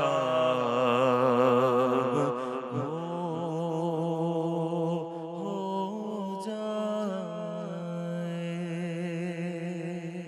सुभान अल्लाह, सुभान अल्लाह। सलामत रहिए आप, सलामत रहिए। दुआ अल्लाह ताला से नाज़रीन, अल्लाह ताला हम सबको रमज़ान मक्का दिखाए, रमज़ान मदीना पाक दिखाए और हमें तौफ़ीक़ अता करे कि हम रमज़ान में अल्लाह को राज़ी कर सकें। 5 ही वक्त तो बुलाता है वो, सिर्फ 5 वक्त। चले जाया करें ना, जब वो हय्या अला सलाह कहता है चले जाया कर। नहीं जाएंगे तो हमारा ही बिगड़ेगा ना, उसका तो कुछ नहीं बिगड़ेगा। कुरान पाक खोल लेंगे रोज़ तो क्या होगा, कुछ नहीं होगा। 15 मिनट, 20 मिनट, आधा घंटा पढ़ लिया करें कुरान पाक। नियत कर लें एक कुरान पाक ख़त्म करना है मैंने इंशाअल्लाह। रात को क़याम करेंगे तो निस्बत ये रखें मेरे सरकार ने फरमाया, मेरे सरकार ने फरमाया। तरावी अदा कर लिया करें ना। छोड़े सारी बातें, दुरूद पाक, इस्तिग़फ़ार की तस्बीह रखें ज़ुबान पे और बहुत अच्छा है जैसा कि मैंने अर्ज़ किया था। और वो तो ज़ाहिर है उस खुतबे का आपको पता है मंशूर है जिसमें सरकार ने फरमाया कि ला इलाहा इल्लल्लाह और इस्तिग़फ़ार को पकड़ लो। तो मैंने अर्ज़ किया था ला इलाहा इल्लल्लाह मुहम्मदुर रसूलुल्लाह सल्लल्लाहु अलैहि वसल्लम अस्तग़फ़िरुल्लाह। इसको पूरी तस्बीह बना लें, सुबह शाम पढ़ते रहें, सदक़ात व खैरात करते रहें और रोज़ सलात व तस्बीह का अहतमाम करें। ये रमज़ान चला जाएगा, पता नहीं हम भी अगर चले गए तो फिर क्या होगा, आएगा नहीं आएगा, आएगा, हम होंगे नहीं होंगे ये नहीं पता। इस रमज़ान को हासिल कर लें, जितनी इबादतें कर सकें राज़ी करें अपने रब को। रखते हैं इंशाअल्लाह और अंदाज़े बयां में इंशाअल्लाह आपसे मुलाकात करते हैं। रमज़ान पाकिस्तान अल्लाह का एहसान है। रमज़ान पाकिस्तान। जनाब एक बार फिर मैं आपको खुशामदीद कहता हूँ। रमज़ान पाकिस्तान की खुसूसी नशरियात हैं। 1447 हिजरी है, सन 2026 है और मैं हूं आपका मेज़बान जुनैद इकबाल। सेगमेंट है अंदाज़े बयां, जिसे स्पॉन्सर किया है मज़ेदार हलीम ने, हमजा कलेक्शन ने, नेल्सन पेंट्स ने, राइजन ने और मरहबा गुलबहार ने, जिनकी मोटरसाइकिल आप देख रहे हैं। यानी 30 रमज़ान तक जो मुकाबले होंगे उसमें जो विनर होंगे उनके नाम कुरानंदाज़ी में लिखे जाएंगे और उसके बाद ज़ाहिर है कोई एक ऐसा खुशनसीब होगा जिसके नाम मरहबा गुलबहार की बाइक इंशाल्लाह निकलेगी। सबसे पहले जो आज के कंटेस्टेंट हैं उनका तारुफ हो जाए। हसन इलियास हमारे साथ मौजूद हैं, मोहम्मद हसन हमारे साथ मौजूद हैं, हसन और मोहम्मद मुतीबुर रहमान, तीनों को खुशामदीद अस्सलाम वालेकुम। कंडक्ट ये है 3 मिनट आपको दिए जाएंगे, 2.5 मिनट में एक बज़ होगा। आपने अपने खिताब को जो आप कौम से कर रहे होंगे उसको ख़त्म करना होगा, 3 मिनट में रैप अप करेंगे और ये हमारे जजेस मौजूद हैं जो फैसला करेंगे कि आप में फर्स्ट, सेकंड, थर्ड कौन है। तो सबसे पहले तशरीफ़ लाइए रोस्टम पे हसन इलियास। मौजू है सरवर कहूँ या मालिक व मौला कहूँ तुझे, باغ خلیل کا گل زیبا کہوں تجھے. آپ کا وقت شروع ہوتا ہے اب. کائنات کی وسعتوں میں جب کسی رہبر کامل کا نام لیا جاتا ہے تو تاریخ کی جبیں اس عظیم رہنما کے سامنے سجدہ ریز ہو جاتی ہے صدر عالی وقار، جو خود تو یتیم ہو کر بھی دو عالم کا والی ہے جناب والا. کائنات نے اس سے بڑا عظیم رہنما کہاں دیکھا ہوگا کائنات نے اس سے بڑا عظیم رہنما کہاں دیکھا ہوگا جس نے صدر عالی وقار مواخات مدینہ کی صورت انصار و مہاجرین کا ایسا بھائی چارہ قائم کیا کہ جس کی نظیر آج کی فلاحی ریاستیں دینے سے قاصر ہیں. یہ کیسی عظیم اور بابصیرت قیادت تھی صدر عالی وقار کہ میرا نبی کاندھوں پر اینٹیں اٹھا کر تعمیر مسجد نبوی کے لیے جاتا اور یہ ثابت کرتا کہ سرور کہوں یا مالک و مولا کہوں تجھے. جی ہاں، صدر عالی وقار وہ عظیم رہنما تھا جس نے مواخات مدینہ اور ایسے عظیم واقعات کی مثال بنا کہ میں بھی یہ پکارنے پر مجبور ہو گیا کہ سرور کہوں یا مالک و مولا کہوں تجھے کہ صدر عالی وقار وہ عظیم رہنما جب ایسا تزویاتی خاکہ ترتیب دیتا کہ قریش کے تعاقب میں نکلنے والے ہاتھ ملتے کے ملتے رہ جاتے اور میں بطور غلام محمد اسی کشمکش میں تھا کہ سرور کہوں یا مالک و مولا کہوں تجھے. باغ خلیل کا گل زیبا کہوں تجھے. باغ خلیل کا گل زیبا کہوں تجھے.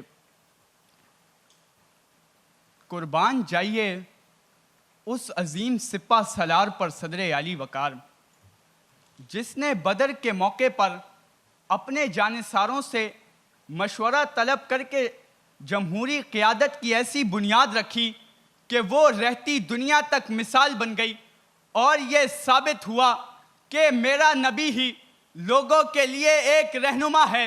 جی ہاں، صدر عالی وقار جس نے خندق کے میدان میں ایک اجمی صحابی حضرت سلمان فارسی کی خندق کھودنے کی تجویز کو خندہ پیشانی سے قبول کیا. مکہ فتح ہوا تو طاقت کے بام عروج پر کھڑے ہو کر دشمنوں کو معافی کے پروانے جاری کر دیے کہ سرور کہوں یا مالک و مولا کہوں تجھے. قانون کی بالا دستی بیان کرتے ہوئے فرمایا کہ فاطمہ بھی چوری کرتی تو میں اس کے بھی ہاتھ کاٹ دیتا. جی ہاں، صدر عالی وقار جس نے رنگ و نسل کے بتوں کو پاش پاش کر دیا کہ ارباب نظر کو کوئی ایسا نہ ملے گا، بندہ تو مل جائے گا مولا نہ ملے گا. تاریخ اگر ڈھونڈے گی ثانی محمد، ثانی تو بڑی چیز ہے سایہ نہ ملے گا. ثانی تو بڑی چیز ہے سایہ نہ ملے گا. بہت شکریہ حسن الیاس صاحب کا. اور میں اگلے کنٹیسٹنٹ سے ملتمس ہوں. محمد حسن صاحب تشریف لائیے پوڈیم پہ اور آپ کا وقت شروع ہوتا ہے اب. آج میرے لبوں پر وہ سوالیہ اقرار مچل رہا ہے جو صدیوں سے اشاعت کی تڑپ اور شعراؤں کی فکر کا محور رہا ہے. امام عشق محبت احمد رضا خان بریلوی نے جب اپنی عقیدتوں کو لفظوں کی لڑی میں پرویا تو عقل کی بے وسیع کا اعتراف کرتے ہوئے پکار اٹھے، سرور کہوں مالک مولا کہوں تجھے. جناب والا، یہ عنوان محض ایک سوال نہیں بلکہ ایک بحری بکریہ ہے جس کا کوئی ساحل نہیں. یہ اس ہستی کی مدحت ہے جس کی تعریف کے لیے کائنات کے سارے سمندر سیاہی بن جائیں اور تمام شجر قلم بن جائیں تب بھی حق بندگی ادا نہیں ہو سکتا. میں انہیں سرور کیوں نہ کہوں کہ وہ اس کائنات کے وہ سردار ہیں جن کی چوکھٹ پر زمانے کی بادشاہتیں ماتھا ٹیکتی ہیں. وہ سردار جس نے تاج و تخت کو ٹھکرا کر بوریا نشینی کو زینت بخشی مگر آج بھی دنیا بھر کے دلوں پر ان کی حکومت کا سکہ چلتا ہے. حاضرین محترم، جب میں انہیں مالک و مولا پکارتا ہوں تو میرا وجودان گواہی دیتا ہے کہ وہ اللہ کے وہ نائب اکبر ہیں جنہیں کائنات کے خزانے قدرت کی کنجیاں عطا کی گئی. وہ مولا جس نے غلاموں کو آقاؤں کے برابر لا کھڑا کیا. وہ مولا جس نے انسانیت کو غلامی کی زنجیروں سے نکال کر بندگی الہی کے نور سے منور کیا کہ وہ معزز ہیں زمانے میں مسلمان ہو کر. اور تم خوار ہو تاریک قرا ہو کر۔ علی جا، ادب کا تقاضا تو یہ ہے کہ زبان خاموش رہے اور دل سجدہ زے، کیونکہ جب ہم اس ذات گرامی کی رفعتوں کا ذکر کرتے ہیں تو الفاظ اپنی کم مائگی پر شرمندہ ہونے لگتے ہیں۔ اگر میں انہیں مائے تمام کہوں تو چاند سورج کی روشنی کا محتاج ہے، جبکہ میرے آقا کے رخ روشن کی ضیاء سے سورج کو چمک ملی۔ اگر میں انہیں گنہ رانا کہوں تو پھولوں کی زندگی مختصر ہے، جبکہ میرے آقا کی خوشبو رہتی دنیا تک کائنات کو مہکاتی رہے گی۔ صدر ذی وقار، میں اپنی بات کو اس یقین کے ساتھ سمیٹتا ہوں کہ عقل کتنی ہی پرواز کیوں نہ کر لے، تخلیق کتنی ہی بلندیاں کیوں نہ چھو لے، حقیقت محمد صلی اللہ علیہ وسلم تک رسائی ناممکن ہے۔ سچ تو یہ ہے کہ اللہ کے بعد اگر کوئی ہستی لائق صدا احترام ہے تو وہ صرف اور صرف محمد مصطفیٰ صلی اللہ علیہ وسلم ہے۔ حقیقت یہی ہے کہ تیرے توصف عیب تنائی سے ہے۔ بڑا حیران ہوں میں میرے شاہ، میں کیا کیا کہوں تجھے۔ شکریہ۔ تیرے تو وصف عیب تنائی سے ہیں بری، حیران ہوں میرے شاہ، کیا کیا کہوں تجھے، کیا کیا کہوں تجھے۔ آخری جو ہمارے کنٹیسٹنٹ ہیں، میرا گلا بیٹھ گیا ہے آپ کی تقریر سننے کے بعد۔ مفتی اپنا محمد، دیکھیں یہ مجھے ڈسٹریکٹ کر دیا انہوں نے۔ محمد مطیب الرحمان صاحب جو ہیں ان سے میں ملتمس ہوں۔ جو جناب کیا بات، بسم اللہ۔ جو دل کی گہرائیوں میں اتر جائے اسے لفظوں کے دائرے میں سمیٹا نہیں جا سکتا جناب والا، کہ میں اس ہستی کا امتی ہوں جن کی سیرت کا یہ عالم ہے کہ مجھ جیسے کمتروں کو لاکھ خطاؤں کے باوجود بھی اپنی نسبت سے عزت عطا فرماتے ہیں۔ میرے آقا حضور اکرم صلی اللہ علیہ وسلم، جنہیں خالق کائنات نے خود رحمت للعالمین ہونے کا شرف عطا فرمایا، کہ خدا نے جس کے دیدار کی خاطر صدیوں کا سفر لمحوں میں سمیٹ دیا اور معراج عطا کر دی، کہ جس کی امامت میں مسجد اقصیٰ میں تمام انبیاء سجدہ ریز ہوئے، کہ رب ذوالجلال جس کے اخلاق کی تعریف میں خود فرماتا ہے وَإِنَّكَ لَعَلَىٰ خُلُقٍ عَظِيمٍ، اور ہم نے آپ کو اخلاق کے اعلیٰ مرتبے پر فائز کر دیا۔ ہماری یہ خوش قسمتی ہے جناب والا کہ ہم خدا کے چنیدہ اس نبی کی امت سے ہیں جو سرور بھی ہیں اور مالک و مولا بھی۔ سرور میدان بدر کے حوصلے میں، مالک و مولا فتح مکہ میں۔ سرور ہوں تو غلام کو بلال حبشی رضی اللہ تعالیٰ عنہ بنا دیں، مالک و مولا ہوں تو سپاہی کو خالد بن ولید رضی اللہ تعالیٰ عنہ بنا کر تاریخ بدل دیں۔ سرور ہوں تو حسن میں یوسف علیہ السلام سے آگے بڑھ جائیں، مالک و مولا ہو تو بردباری میں یونس علیہ السلام کو پیچھے چھوڑ دیں۔ سرور ہو تو طائف میں پتھر کھا کر بھی بددعا نہ دیں، اور مالک و مولا ہو تو اپنی ایک انگلی سے چاند کے 2 ٹکڑے فرما دیں۔ کہ سرور کہوں کہ مالک و مولا کہوں تجھے، باغ خلیل کا گل زیبا کہوں تجھے، باغ خلیل کا گل زیبا کہوں تجھے۔ اگر نبی کی تعلیمات کا جائزہ موجودہ دور یعنی 21ویں صدی سے لیا جائے تو آج دنیا ہیومن رائٹس کے چارٹر لکھ رہی ہے، مگر کمزور آج بھی طاقتور کے سائے میں دب جاتا ہے۔ اور آج جب دنیا رنگ و نسل کے نام پر تعصب کرتی ہے تو میرے آقا نے آج سے 1400 سال پہلے حبشہ کے غلام، یتیم اور کمزور کو برابر عزت دی تھی اور انسانیت کا معیار فقط تقوی قرار دیا تھا۔ اور آج جب دنیا لٹریسی ریٹ میں بہت ہی پیچھے اور لاکھوں بچے پڑھائی لکھائی سے محروم ہیں تو میرے آقا نے 1400 سال پہلے علم حاصل کرنا ہر مسلمان پر فرض قرار دیا تھا۔ لہٰذا آج کے تمام مسائل کا حل فقط حضور کی تعلیمات میں ہے کہ تجھ سا کوئی آیا ہے نہ آئے گا جہاں میں، دیتا ہے گواہی یہی عالم کا جریدہ، دیتا ہے گواہی یہی عالم کا جریدہ۔ بہت شکریہ۔ بہت شکریہ آپ کا بھی محمد مطیب الرحمان صاحب۔ ایک تو یہ کہ تلفظ تلفظ تلفظ میں بہت ادب کے ساتھ عرض کروں، یہ لفظ دور نہیں ہے، دور ہے، مولا نہیں ہے، مولا ہے، یہ رفعتوں نہیں ہے، رفعتوں ہیں۔ یہ لائق صد احترام نہیں ہے، لائق صد احترام ہے. اسی طرح سے بام عروج ہے. اور ایک جملہ استعمال ہوا کہ اس وقت سرکار علیہ السلام نے جمہوری قیادت کی بنیاد رکھی تھی، نہیں، شورائی قیادت کی بنیاد رکھی تھی. یہ فرق سمجھی گیا، وہاں شورائی نظام تھا، جمہوری نظام نہیں تھا. اور ایک اور بات میں چاہتا ہوں، اور میں بہت توجہ کے ساتھ آپ کی اس بات کی اصلاح کرنا چاہتا ہوں. دیکھیں سرور دو جہاں صلی اللہ علیہ وآلہ وسلم کی جگر گوشے کا جب بھی ذکر پاک آ گیا نا، وہ حدیث پاک اپنی جگہ، لیکن اس کو بیان کرتے ہوئے بہت احتیاط کرنے کی ضرورت ہے. ادب کا مقام، ادب کا مقام، ادب کا مقام ہے، اور انتہائی ادب کا مقام ہے. لہٰذا اس احتیاط کو اگر آپ اپنے یوں سمجھ لیجئے کہ دامن سے جانے دیں گے خدا نخواستہ، تو پھر آپ کے ہاتھ سے بہت سی چیزیں نکل جائیں گی.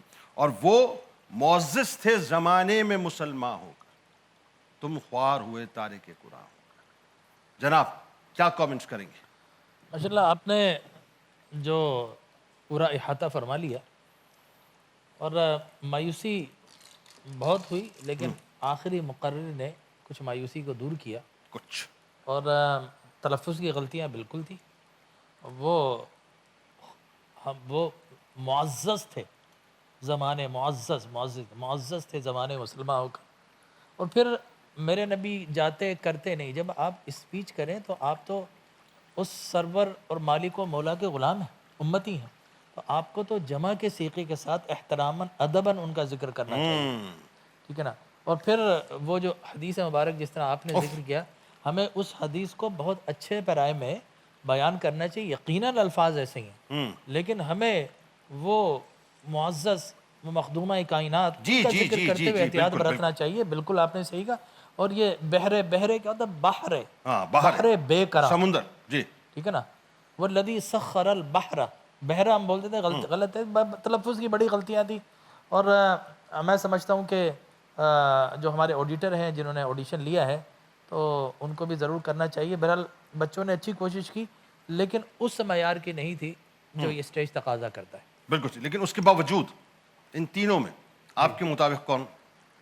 استاد محترم کے میرے رائٹ سے آپ سر کامنٹ کیجئے. میں آپ کی اجازت سے اگر آپ ایک دو باتیں کہنا چاہتا ہوں پلیز. یہ تو میرا خیال ہے کہ اس ٹرانسمیشن کو پورا پاکستان بار بار دیکھ رہا ہے، اور اردو کے جتنی اغلاط کی طرف آپ نے نشاندہی کی ہے، تو جو لوگ یہاں آتے ہیں کم از کم ان ٹرانسمیشن کو دیکھ کر آ جائیں تو یہ غلطیاں، فاش غلطیاں نہ ہوں. اور اس میں تکلیف دہ بات یہ ہے کہ ہماری قومی زبان ہے یہ، اگر ہم اسی کا خیال نہ رکھیں تو اس کے بعد پھر کیا رہ گیا ہے. صحیح. لیکن مجموعی طور پر باہر طور اچھی کاوش ہے. اللہ پاک آپ لوگوں میں علم کی وہ استطاعت نصیب فرمائے آپ کو کہ جس میں آپ مزید آگے بڑھ سکیں اس کے ذریعے. اور احباب کے مشاورت کے ساتھ مطیع الرحمان صاحب کو اس میں اول قرار دیا گیا ہے. اچھا، آپ کے حساب سے اس موجودہ صورتحال میں ٹھیک. اور آپ کیا کامنٹ کرنا چاہیں گے؟ میں صرف ایک بات، باقی ساری باتیں ہو گئی ہیں. 1447 چل رہا ہے، تو اب 1400 سال ہو چکے ہیں، 1500 سال اس کو کر لیں. بالکل ٹھیک. یہ پہلے بھی مقررین نے یہ کہا 1400 سال پہلے، 1400 سال پہلے، اب 1500 سال کو اس کو ریسیٹ کر لیں، اس کو ہاں سیٹ کر لیں اس کو، تو وہ زیادہ بہتر ہوگا. باقی وہ ساری باتیں ہوں گی. دوسری گزارش یہ ہے کہ مصرع دیا گیا، سرور کہوں کہ مالک و مولا کہوں، ٹھیک ہے. اب اسی مصرے کو پڑھنے میں اگر غلطی ہو رہی ہے تو آگے ہم کیا تصور کریں کہ آگے مواد جو ہے بہت زیادہ بہتر ملے گا ہمیں. تو یہ اس پر بھی توجہ کرنے کی ضرورت ہے کہ. اور پھر ایک چیز جو مجھے یہاں مسنگ تینوں کے اندر محسوس ہوئی وہ یہ ہے کہ دیکھیں آپ سوچ کے بول رہے ہیں، یہ چل رہا ہے آپ کا، لگ رہا ہے کہ حافظ قرآن مندر پڑھ رہا ہے، یعنی ایک رٹا چل رہا ہے سارا معاملہ. آپ ہمیں دیکھ نہیں رہے، اگر دیکھ بھی رہے تو ایک تو مقرر ایسے کہ دیکھتے تھے، ہم نے دیکھا تو اس نے آنکھیں بند کر لی، تو یہ بھی مناسب نہیں ہے. آپ آنکھوں میں آنکھیں ڈال کے بات دبدبا تو ہے نا، آپ کا دبدبا تو ہے. ایک دفعہ اگر آنکھوں میں آنکھیں آپ ہمیں دیکھ لیں تو ہم آنکھیں بند کر لیتے ہیں، آپ ان کی بات کر رہے ہیں. نہیں، اب یہ مقام آپ سے شرمانے کا نہیں ہے، آپ سے گھبرانے کا ہے. میں یہ سمجھتا ہوں کہ اگر ایک مرتبہ یہ بچے ایک کانفیڈنس کے ساتھ اور اعتماد کے ساتھ ہمیں دیکھ کر کے تقریر کر لیں گے انشاءاللہ. ہم سے مراد کوئی بھی یہاں پر موجود ہو تو ان کے سامنے اگر 1000 افراد بھی موجود ہوں گے تو تقریر کرنا آسان ہو جائے گا. اور مجھے سمجھ نہیں آتا یہ انٹرنیٹ پہ کس کی تقریر تھی جس نے یہ انداز سکھایا. یہ ایک خاص ٹپیکل جو کمپوز باڈی کا جو انداز ہے نا، یہ مجھے سمجھ نہیں آتا. کھل نہیں رہا بھائی، کھل کے نہیں بول رہے بھائی. باڈی کو کھولو، تقریر کرو، لیڈروں کی طرح کرو. کھل کے کرو, باڈی پوری آپ کی استعمال ہونی چاہیے.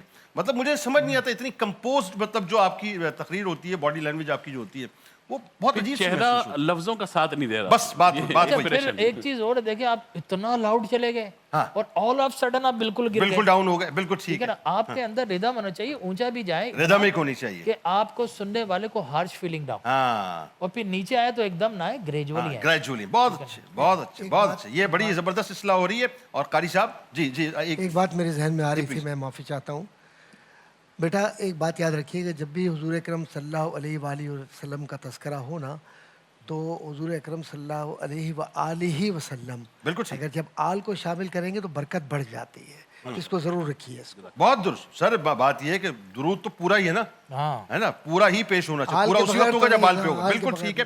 تو مطیب الرحمان صاحب, میرے منہ سے بار بار لڑکھڑاہٹ آئی, مطیب الرحمان صاحب آپ کو مبارک ہو, اور آپ کو جو ہے انشاءاللہ ہم قرآن اندازی میں آپ کا نام شامل کریں گے. دیکھیے دعا کیجئے. قاری صاحب کیا سنانے والے ہیں؟ جی صحیح ہے.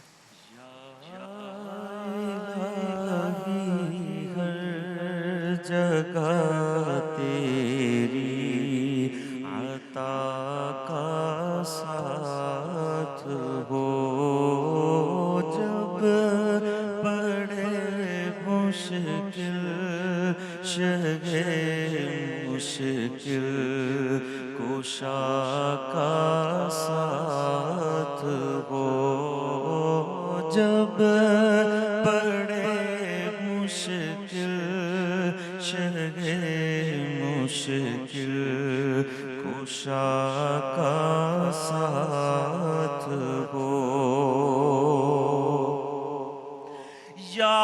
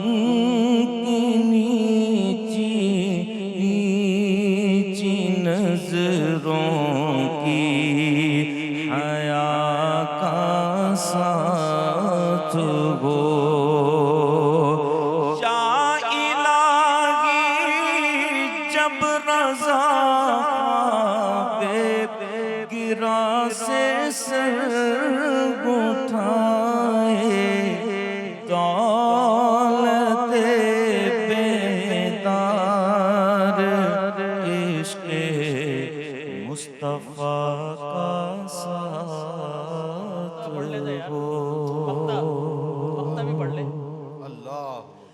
یا الہی جب رضا بے گرا سے سر اٹھائے دولت بیدار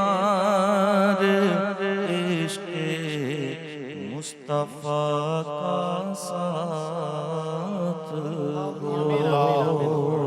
آمین آمین آمین آمین. ناظرین ہمارے ساتھ جڑے رہیے. علماء کرام کا بہت بہت شکریہ. لوٹ کے انشاءاللہ قصص القرآن میں آج آپ کو اللہ کی طرف سے عطا کردہ نشانی جو اونٹنی کی صورت میں تھی قوم سمود کو بتائیں گے کیسی بدبختی اس قوم نے دکھائی تھی. انشاءاللہ قصص القرآن آپ سے ملاقات ہوتی ہے. رمضان پاکستان اللہ کا احسان ہے. رمضان پاکستان. جناب ایک بار پھر میں آپ کو خوش آمدید کہتا ہوں. رمضان پاکستان کی خصوصی براہ راست شریعت ہے اور اب سیگمنٹ ہے قصص القرآن اور قصہ ہے حضرت صالح علیہ السلام کا. ناظرین کرام، حضرت صالح علیہ السلام جس قوم کی طرف مبعوث کیے گئے اس قوم کو قوم سمود کہا جاتا ہے اور قوم سمود کا ذکر قرآن پاک کی 9 سورتوں میں کیا گیا ہے. اچھا، اب سمود کی بستیاں کیا ہیں یہ بھی ذرا سے سمجھ لیجئے. سمود بیسکلی ناظرین آباد تھے، یعنی جس خطے میں پھیلے ہوئے تھے اسے ان آبادیوں کو جو ہے ہجر کہا جاتا ہے. حجاز اور شام کے درمیان یہ جو وادی قرا تک کا جو میدان نظر آتا ہے یہ سب کا سب مقام جو تھا ان کا مقام سکونت تھا اور آج کل اسے فج الناقہ کے نام سے پکارا جاتا ہے. سمود کی بستیاں ناظرین اس کے جو کھنڈرات ہیں اور آثار ہیں وہ آج تک اسی انداز سے موجود ہیں. بلکہ آپ کو یاد ہوگا جب غزوہ تبوک پہ رسول کریم صلی اللہ علیہ وآلہ وسلم صحابہ کرام کے ساتھ تشریف لے جا رہے تھے تو اس مقام پر سرکار مدینہ صلی اللہ علیہ وآلہ وسلم نے ٹھہرنے سے منع فرمایا. تو ظاہر ہے جتنے بھی یہ جو عذابات کے مقامات ہیں نا، سرکار مدینہ صلی اللہ علیہ وآلہ وسلم کی اس بارے میں خاص تلقین ہے کہ وہاں سے فوری طور پہ ہمیں نکل جانا چاہیے. بہرحال اس زمانے میں ناظرین بعض مصری اہل تحقیق نے ان کو اپنی آنکھوں سے بھی دیکھا اور ان کا بیان ہے کہ وہ ایک ایسے مکان میں داخل ہوئے جو شاہی حویلی کہلاتی ہے. اس میں متعدد کمرے ہیں اور اس حویلی کے ساتھ ایک بہت بڑا حوض ہے اور یہ پورا مکان پہاڑ کاٹ کر بنایا گیا ہے. اس کا مطلب یہ ہوا کہ وہ لوگ جو تھے ناظرین وہ اتنے طاقتور تھے کہ وہ پہاڑوں کو چیر چیر کر، اس زمانے کی کیا ٹیکنالوجی ان کے پاس ہوگی، جسٹ امیجن کہ اس زمانے میں وہ پہاڑوں کو چیر چیر کے اپنے مکانات اور محلات اور بڑے عالی شان گھر تعمیر کیا کرتے تھے. عرب کے مورخ مسعودی کا بیان ہے کہ جو شخص شام سے حجاز کو آتا ہے اس کی راہ میں ان کے مٹے ہوئے نشان اور بوسیدہ کھنڈرات پڑتے ہیں. ہجر کا مقام ناظرین جو ہجر سمود کہلاتا ہے شہر مدین سے جنوب مشرق میں اس طرح واقع ہے کہ خلیج عقبہ اس کے سامنے پڑتی ہے اور جس طرح عاد کو عاد ارم کہا گیا ہے اسی طرح قوم سمود کی ہلاکت کے بعد ان کو سمود ارم یا عاد ثانیہ کہا جاتا ہے. جو اہل سمود تھے ناظرین وہ بیسکلی ان کا جو مذہبی اعتبار سے جو معاملہ تھا وہ اب بت پرست پیشروؤں کی طرح بت پرست ہی تھے بنیادی طور پہ، یعنی بت پرستی کی نحوست کے اندر مبتلا تھے وہ، اور ایک اللہ کے علاوہ بہت سارے معبودان باطل کے پرستار اور شرک میں مبتلا تھے. اس لیے ان کی اصلاح اور احقاق حق کے لیے انہی کے قبیلے میں حضرت صالح علیہ السلام کو ناصح بنا کر، پیغمبر بنا کر، رسول بنا کر بھیجا گیا تاکہ وہ ان کو راہ راست پر لائیں اور ان کو اللہ کی نعمتیں یاد دلائیں جن سے صبح و شام محظوظ ہوتے رہتے ہیں. یعنی اللہ کی نعمتوں کو تو انجوائے کرتے ہیں لیکن ایکچولی جو اللہ پر ان کا ایمان ہونا چاہیے وہ ایمان نہیں تھا، اور ان پر واضح کریں کہ کائنات کی ہر شے اللہ کی توحید اور یکتائی پر شاہد ہے.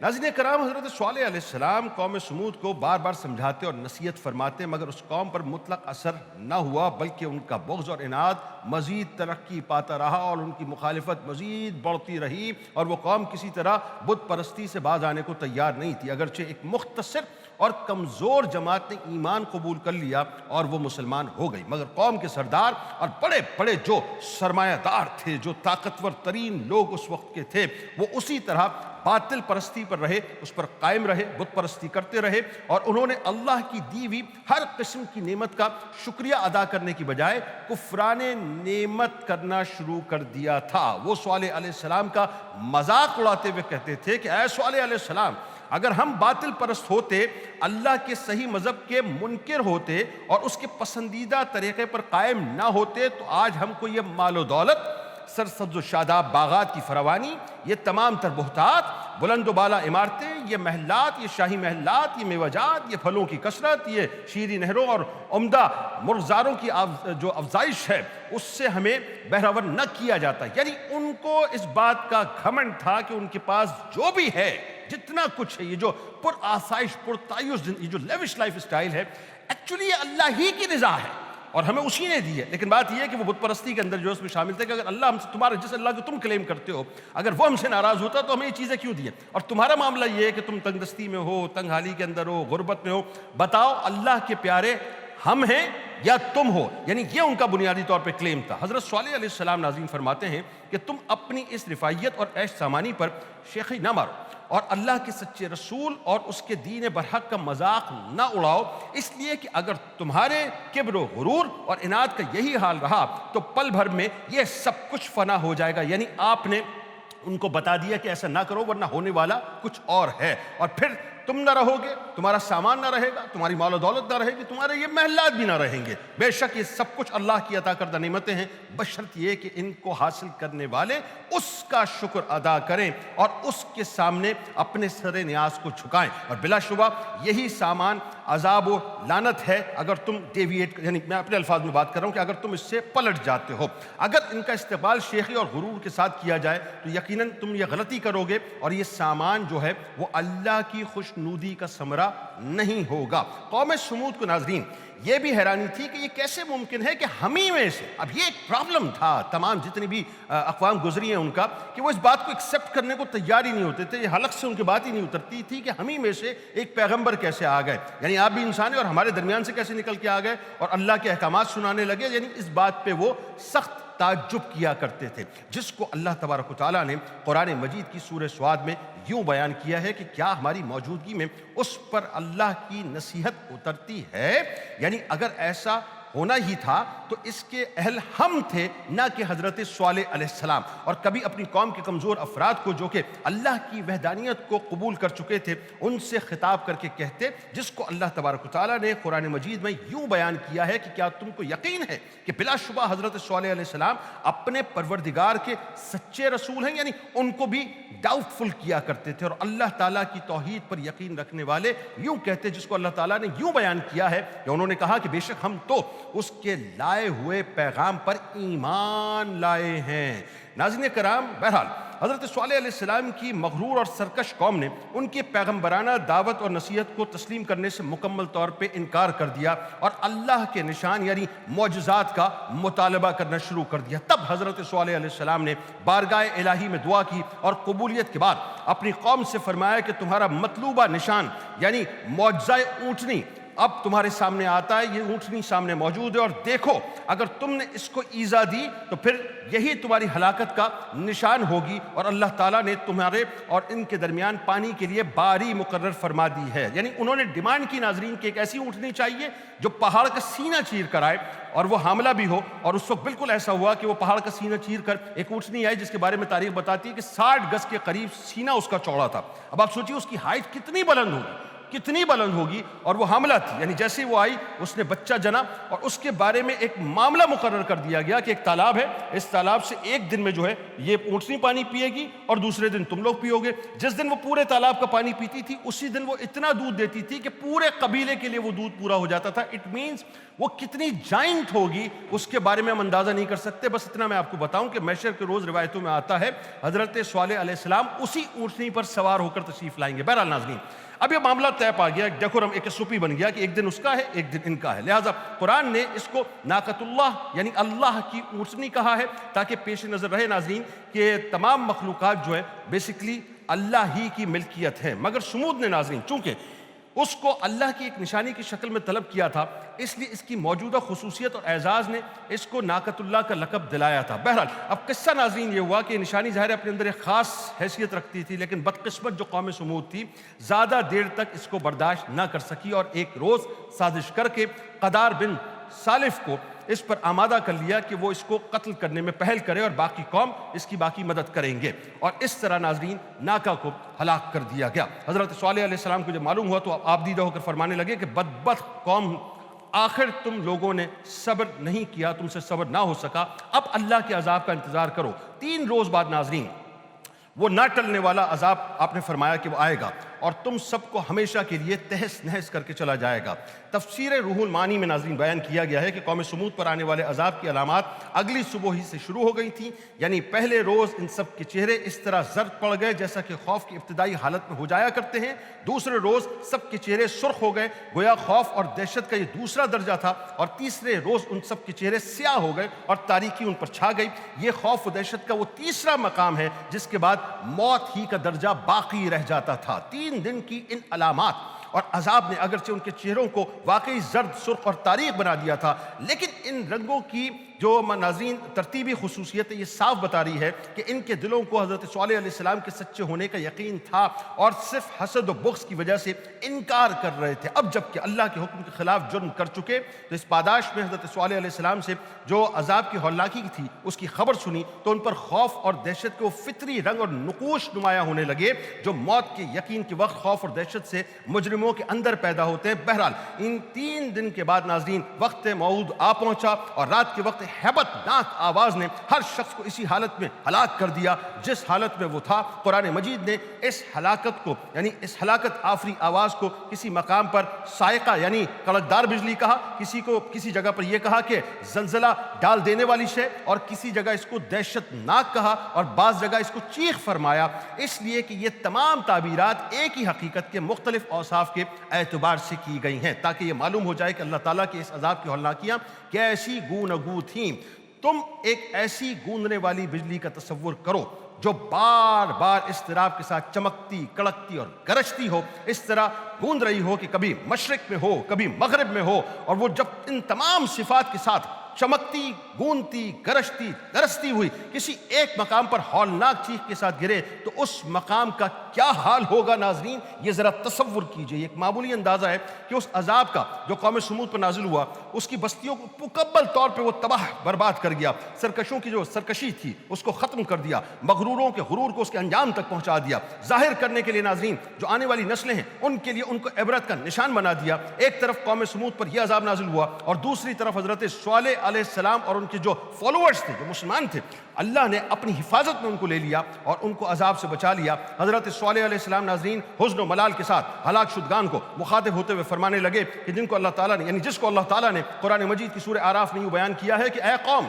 بلا شبہ میں نے اپنے پروردگار کا پیغام آپ تک پہنچا دیا تھا اور آپ کو اس کی نصیحت بھی، لیکن آپ نصیحت کرنے والوں کو دوست ہی نہ رکھتے تھے۔ ہلاک شدگان ناظرین تھے وہ قوم کے لوگ تھے کہ جنہوں نے حضرت صالح علیہ السلام کا خطاب سنا، جس طرح انہوں نے خطاب کیا۔ اب اس کی مثال میں آپ کو دیتا ہوں، آپ کو یاد ہوگا نا، بس میں بات ختم کر رہا ہوں یہاں پہ کہ نبی کریم صلی اللہ علیہ وآلہ وسلم جب بدر کے موقع پہ تھے اور جس وقت جتنے وہ ملعون، وہ جو سردار تھے قریشی، وہ وہاں پر موجود تھے، تو ان کے واصل جہنم ہونے کے بعد سرور دو جہاں صلی اللہ علیہ وآلہ وسلم باقاعدہ کھڑے ہوئے اور ایک ایک سے آپ نے خطاب فرمایا اور فرمایا کہ اللہ نے اپنا وعدہ ہمارے ساتھ پورا کر دیا اور تمہارے ساتھ بھی پورا کر دیا، یعنی گفتگو ہو رہی ہے۔ حضرت عمر فاروق رضی اللہ تعالیٰ عنہ نے سوال کر لیا، یا رسول اللہ کیا یہ سنتے؟ فرمایا ہاں بے شک یہ سنتے ہیں لیکن یہ جواب نہیں دے سکتے۔ یہ ایگزیکٹلی ناظرین وہی سچویشن ہے جو اس وقت صالح علیہ السلام نے جو ہے مطلب اپنی قوم کے ساتھ جو ہے وہ یوں کہہ لیجئے کہ سوال اور جواب کی صورت میں تاریخ میں رقم کروائی کہ آپ نے جب وہ عذاب آیا تو ان تمام لوگوں سے سوال کر کے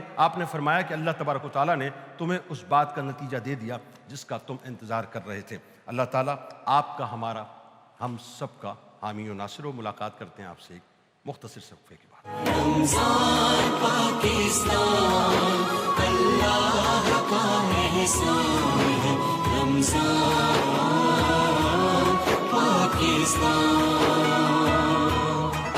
اللہ اکبر، اللہ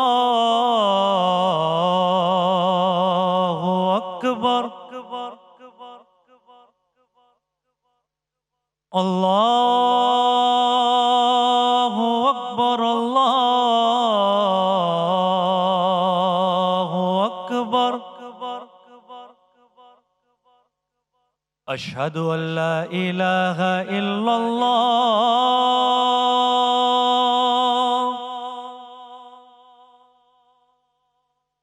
أشهد أن لا إله إلا الله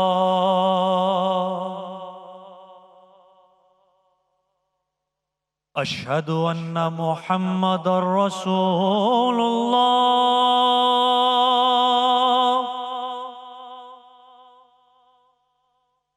أشهد أن محمد رسول الله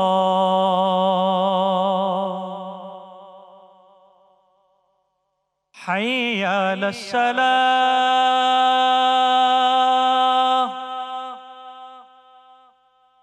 حي على الصلاة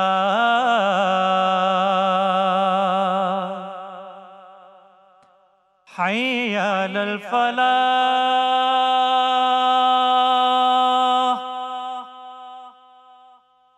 حي على الفلاح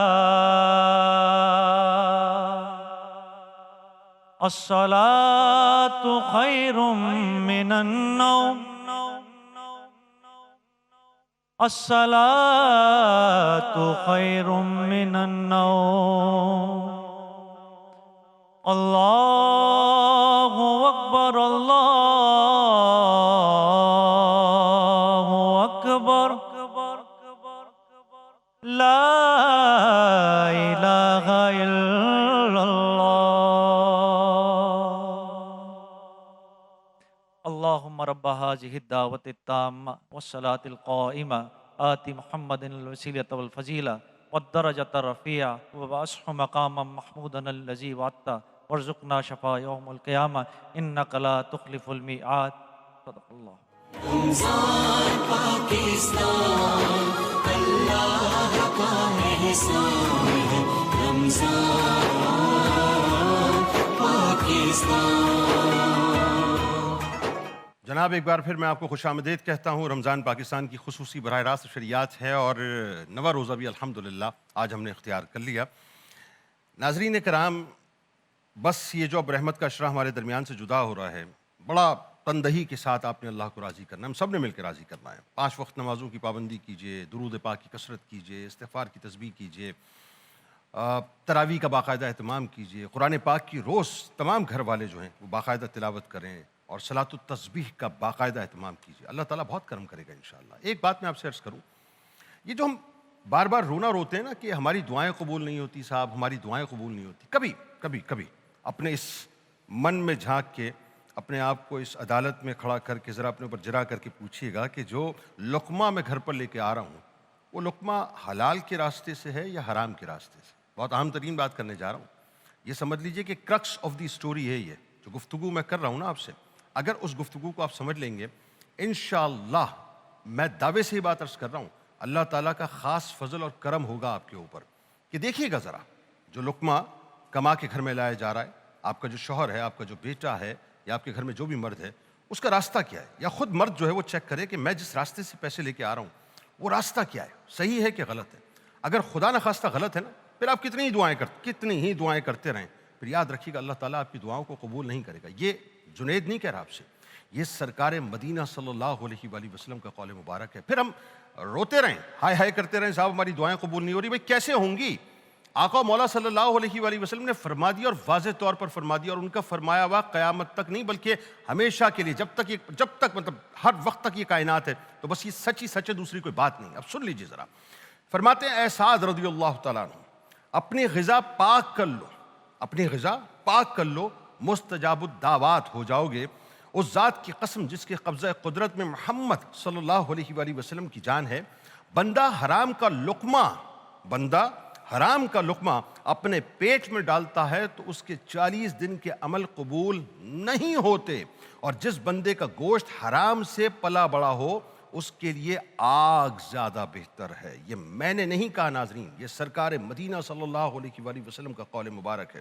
ایک اور جگہ آپ فرماتے ہیں سرکار دو عالم صلی اللہ علیہ وآلہ وسلم نے ایک نقشہ کھینچا ہے صاحب، اور وہ منظرنامہ کیا ہے ذرا توجہ سے سن لیجیے. منظرنامہ یہ ہے، فرماتے ہیں کہ ایک شخص ہے، اس کا ذکر سرکار علیہ السلام فرماتے ہیں کہ جو لمبا سفر کرتا ہے، بہت لمبا سفر کرتا ہے، اس کے بال پراگندہ ہیں، اس کا بدن گرد و غبار سے مکمل طور پہ آلود ہے، اور وہ اپنے ہاتھ آسمان کی طرف اٹھا کر یا رب پکار رہا ہے، حالانکہ اس کا کھانا حرام، اس کا پینا حرام، اس کا لباس حرام اور غذا بھی حرام، پھر اس کی دعا کیسے قبول ہوگی؟ اور ایک اور بات آپ کے سامنے میں رکھ دیتا ہوں، مسند احمد کی حدیث ہے، حضرت عبداللہ ابن عمر رضی اللہ تعالیٰ عنہما سے روایت ہے کہ جس نے 10 درہم کا کپڑا خریدا، 10 درہم سے 10 درہم کا کپڑا خریدا، اس میں 1 درہم حرام مال ہے، صرف 1 درہم، یعنی 10% اس میں حرام ہے، جب تک وہ اپنے جسم سے اس کپڑے کو جدا نہیں کرے گا اللہ تبارک و تعالیٰ اس کی دعا قبول نہ فرمائے گا۔ اگر میں نے یہ الفاظ، اب فرماتے ہیں اگر میں نے یہ الفاظ نبی کریم صلی اللہ علیہ وآلہ وسلم سے نہ سنے ہوں تو اللہ پاک میرے یہ دونوں کان بہرے کر دے۔ یہ حضرت عبداللہ ابن عمر رضی اللہ تعالیٰ عنہ فرماتے ہیں۔ ناظرین اب ذرا سوچئے کہ ہم تو صاحب جو کپڑے پہنتے ہیں معاذ اللہ ثم معاذ اللہ اور الا ماشاء اللہ جو لوگ حلال کے پیسوں سے پہنتے ہیں، لیکن جو حرام کے پیسوں سے پورے کپڑے پہنتے ہیں، گاڑیاں خریدتے ہیں، بنگلے خریدتے ہیں، بینک بیلنس بناتے ہیں، اپنا اسٹیٹس بناتے ہیں، اپنا کھانا پینا کرتے ہیں، سب کچھ کرتے ہیں، اپنے لائف سٹائل جو ہے انہینس کرتے ہیں، ذرا سوچئے صاحب، ذرا سوچئے وہ کتنے ہی حج کریں، کتنے ہی عمرے کریں۔ میں کسی پہ فتویٰ نہیں لگاتا، علماء بہتر جانتے ہیں، لیکن میں تو آپ کے سامنے ایک طفل مکتب کی حیثیت سے وہ باتیں رکھ رہا ہوں جو سرکار مدینہ صلی اللہ علیہ وآلہ وسلم نے فرمائی۔ ہمارا تو اٹھنا بیٹھنا یہ یوں کہیے کہ جو فضا، جس فضا میں ہم سانس لے رہے ہوتے ہیں، اللہ معاف کرے، وہ چاروں طرف سے جو ہے حرام ہی کی نشاندہی کر رہی ہوتی ہیں۔ تو ذرا سوچئے اللہ تبارک و تعالیٰ ہماری دعاؤں کو کیسے قبول کرے گا۔ اور پھر وہی بات آ گئی کہ جو گوشت اللہ کی ناراضگی سے پلا بڑا ہے، حرام پیسے سے پلا بڑا ہے، یعنی جن ہڈیوں کو ہم نے بود و باش اس انداز سے دی ہے کہ اس کے اندر حرام مکمل طور پہ سرائیت کیا ہوا ہے، آپ ذرا سوچئے کہ اس کا حق ہے کہ جہنم کی نار اس کو جلائے، وہ داخل جنت نہیں کیا جائے گا۔ اب آپ روتے پیٹتے رہیے صاحب، آپ روتے پیٹتے رہیے، آپ یہ کہتے رہیے صاحب کہ میری دعائیں قبول نہیں ہو رہی ہیں، آپ یہ کہتے رہیے کہ پروردگار میری دعاؤں کو نہیں سن رہا۔ سب سے پہلے وہ جو بیریئر ہے نا آپ کے سامنے، وہ جو حرام کے راستے کا بیریئر ہے، آپ سب سے پہلے تو اس بیریئر کو ہٹائیے، یعنی بنیادی طور پہ وہ جو حرام راستے پہ آپ چل پڑے ہیں اس راستے سے اپنے آپ کو ہٹائیے، اس راستے کو تبدیل کیجئے۔ وہ جو راستے میں آپ کے حرام کے کانٹے بچھے ہوئے ہیں نا، ان کانٹوں کو اپنے راستے سے ہٹائیے۔ وہ جو تعفن آپ کے راستے کے اندر حرام کے پیسوں کا ہے، اس تعفن کو ہٹائیے، اپنے راستے کو صاف کیجئے۔ جب آپ اپنے راستے کو صاف کریں گے، اس کو خوشبودار کریں گے، اس کو حلال مال سے ترتیب دیں گے، اور اس کے بعد جب آپ اپنے پروردگار کی بارگاہ میں دعا کریں گے نا، یقین مانیے اس وقت صرف آپ دعا کے لیے حاضر ہوں گے، اللہ تبارک و تعالیٰ کی قدرت رحمت کے ساتھ، بھرپور رحمت کے ساتھ، اوج کمال کے ساتھ آپ سے متوجہ ہوگی۔ کیوں؟ اس لیے کہ آپ نے تمام تر حرام آسائشوں کو اللہ کی رضا کے لیے ٹھوکر مار دی ہے۔ اب آپ اندر سے بھی مصفہ ہو چکے ہیں اور باہر سے بھی مجلہ ہو چکے ہیں۔ اب آپ اندر سے بھی صاف ہو چکے ہیں اور باہر سے بھی صاف ہو چکے ہیں۔ آپ نے ہر حرام راستے کو بند کر دیا ہے اور حلال راستے کو کھول دیا ہے، صرف اس لیے کہ میرا رب مجھ سے راضی ہو جائے۔ پھر آپ رب کے حضور حاضر ہوں، آپ ناز سے دعا کریں، مان سے دعا کریں، اللہ تبارک و تعالیٰ یقیناً آپ کی دعاؤں کو مقبول فرمائے گا۔ یہ 2-3 باتیں میں نے اس لیے عرض کی ہیں کہ یہ ہماری سوسائٹی کا سب سے بڑا ڈیلیما ہے آج، معذرت کے ساتھ، کہ سرکار علیہ السلام نے ایک جگہ فرمایا نا، جس حدیث کا مفہوم ہے کہ ایک وقت ایسا آئے گا کہ لوگ اس بات سے ماورا ہو جائیں گے کہ کس راستے سے ہم پیسہ کما رہے ہیں، حلال راستے سے کہ حرام راستے سے۔ آج وہی دور ناظرین آ چکا ہے، اور پھر ہم شکوہ کرتے ہیں کہ ہماری دعائیں قبول نہیں ہوتی۔ اللہ تعالیٰ ہمیں عقل سلیم عطا فرمائے۔ اس دعا، اس امید، اس یقین کے ساتھ اجازت دیں، اللہ تعالیٰ آپ کا، ہمارا، ہم سب کا، میرے آپ کے پاکستان کا، خاص طور پہ پاکستان کے لیے دعا کیجیے، خاص طور پہ جو حالات اس وقت ہیں ظاہر بارڈر کے، بہت دعا کیجیے گا اپنے پاکستان کے لیے، بہت دعا کیجیے گا پاکستان کے محافظین کے لیے، بہت دعا کیجیے گا پاکستان کی افواج کے لیے، بہت دعا کیجیے گا ان تمام مجاہدین اور سپاہیوں کے لیے جو اس وقت بارڈر پہ کھڑے ہو کے ہمارے پاک وطن کو سیکیور کر رہے ہیں۔ ان کی تمام ماؤں کو میرا سلام، ان کی تمام بہنوں کو میرا سلام، ان کے تمام والدین کو میرا سلام، ان تمام لوگوں کو میرا سلام کہ جو اس وقت اپنی جانوں کے نذرانے پیش کر کر اس پاک وطن کی، اس دھرتی کی حفاظت کر رہے ہیں۔ یہ بڑی راتیں ہیں، مبارک راتیں ہیں، ان راتوں میں اپنے مجاہدین کو، اپنے سپاہیوں کو، افواج پاکستان کو فراموش مت کیجیے گا۔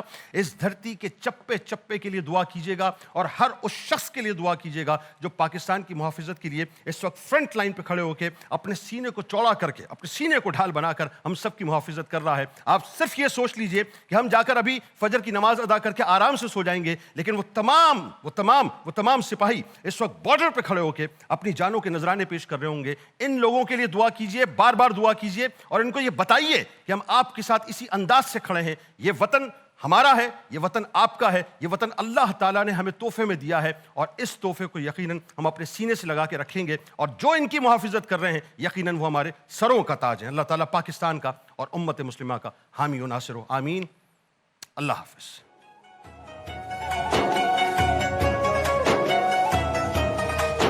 رمضان کی رحمت آ جائے کردار میں،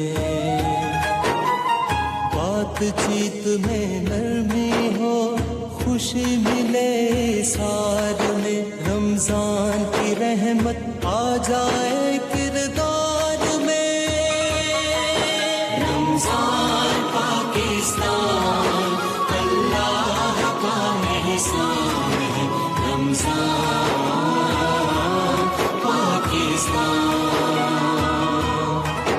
رمضان پاکستان اللہ کا احسان ہے، رمضان پاکستان۔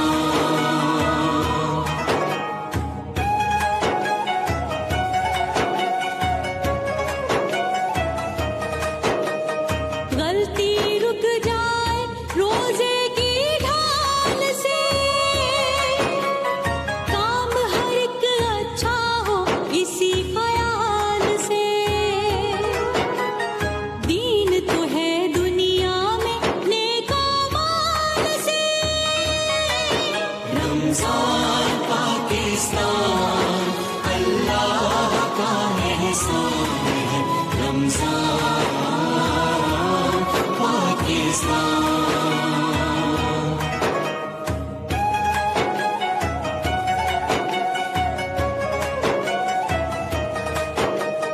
ہاتھ کسی کا پکڑو اور امداد کرو،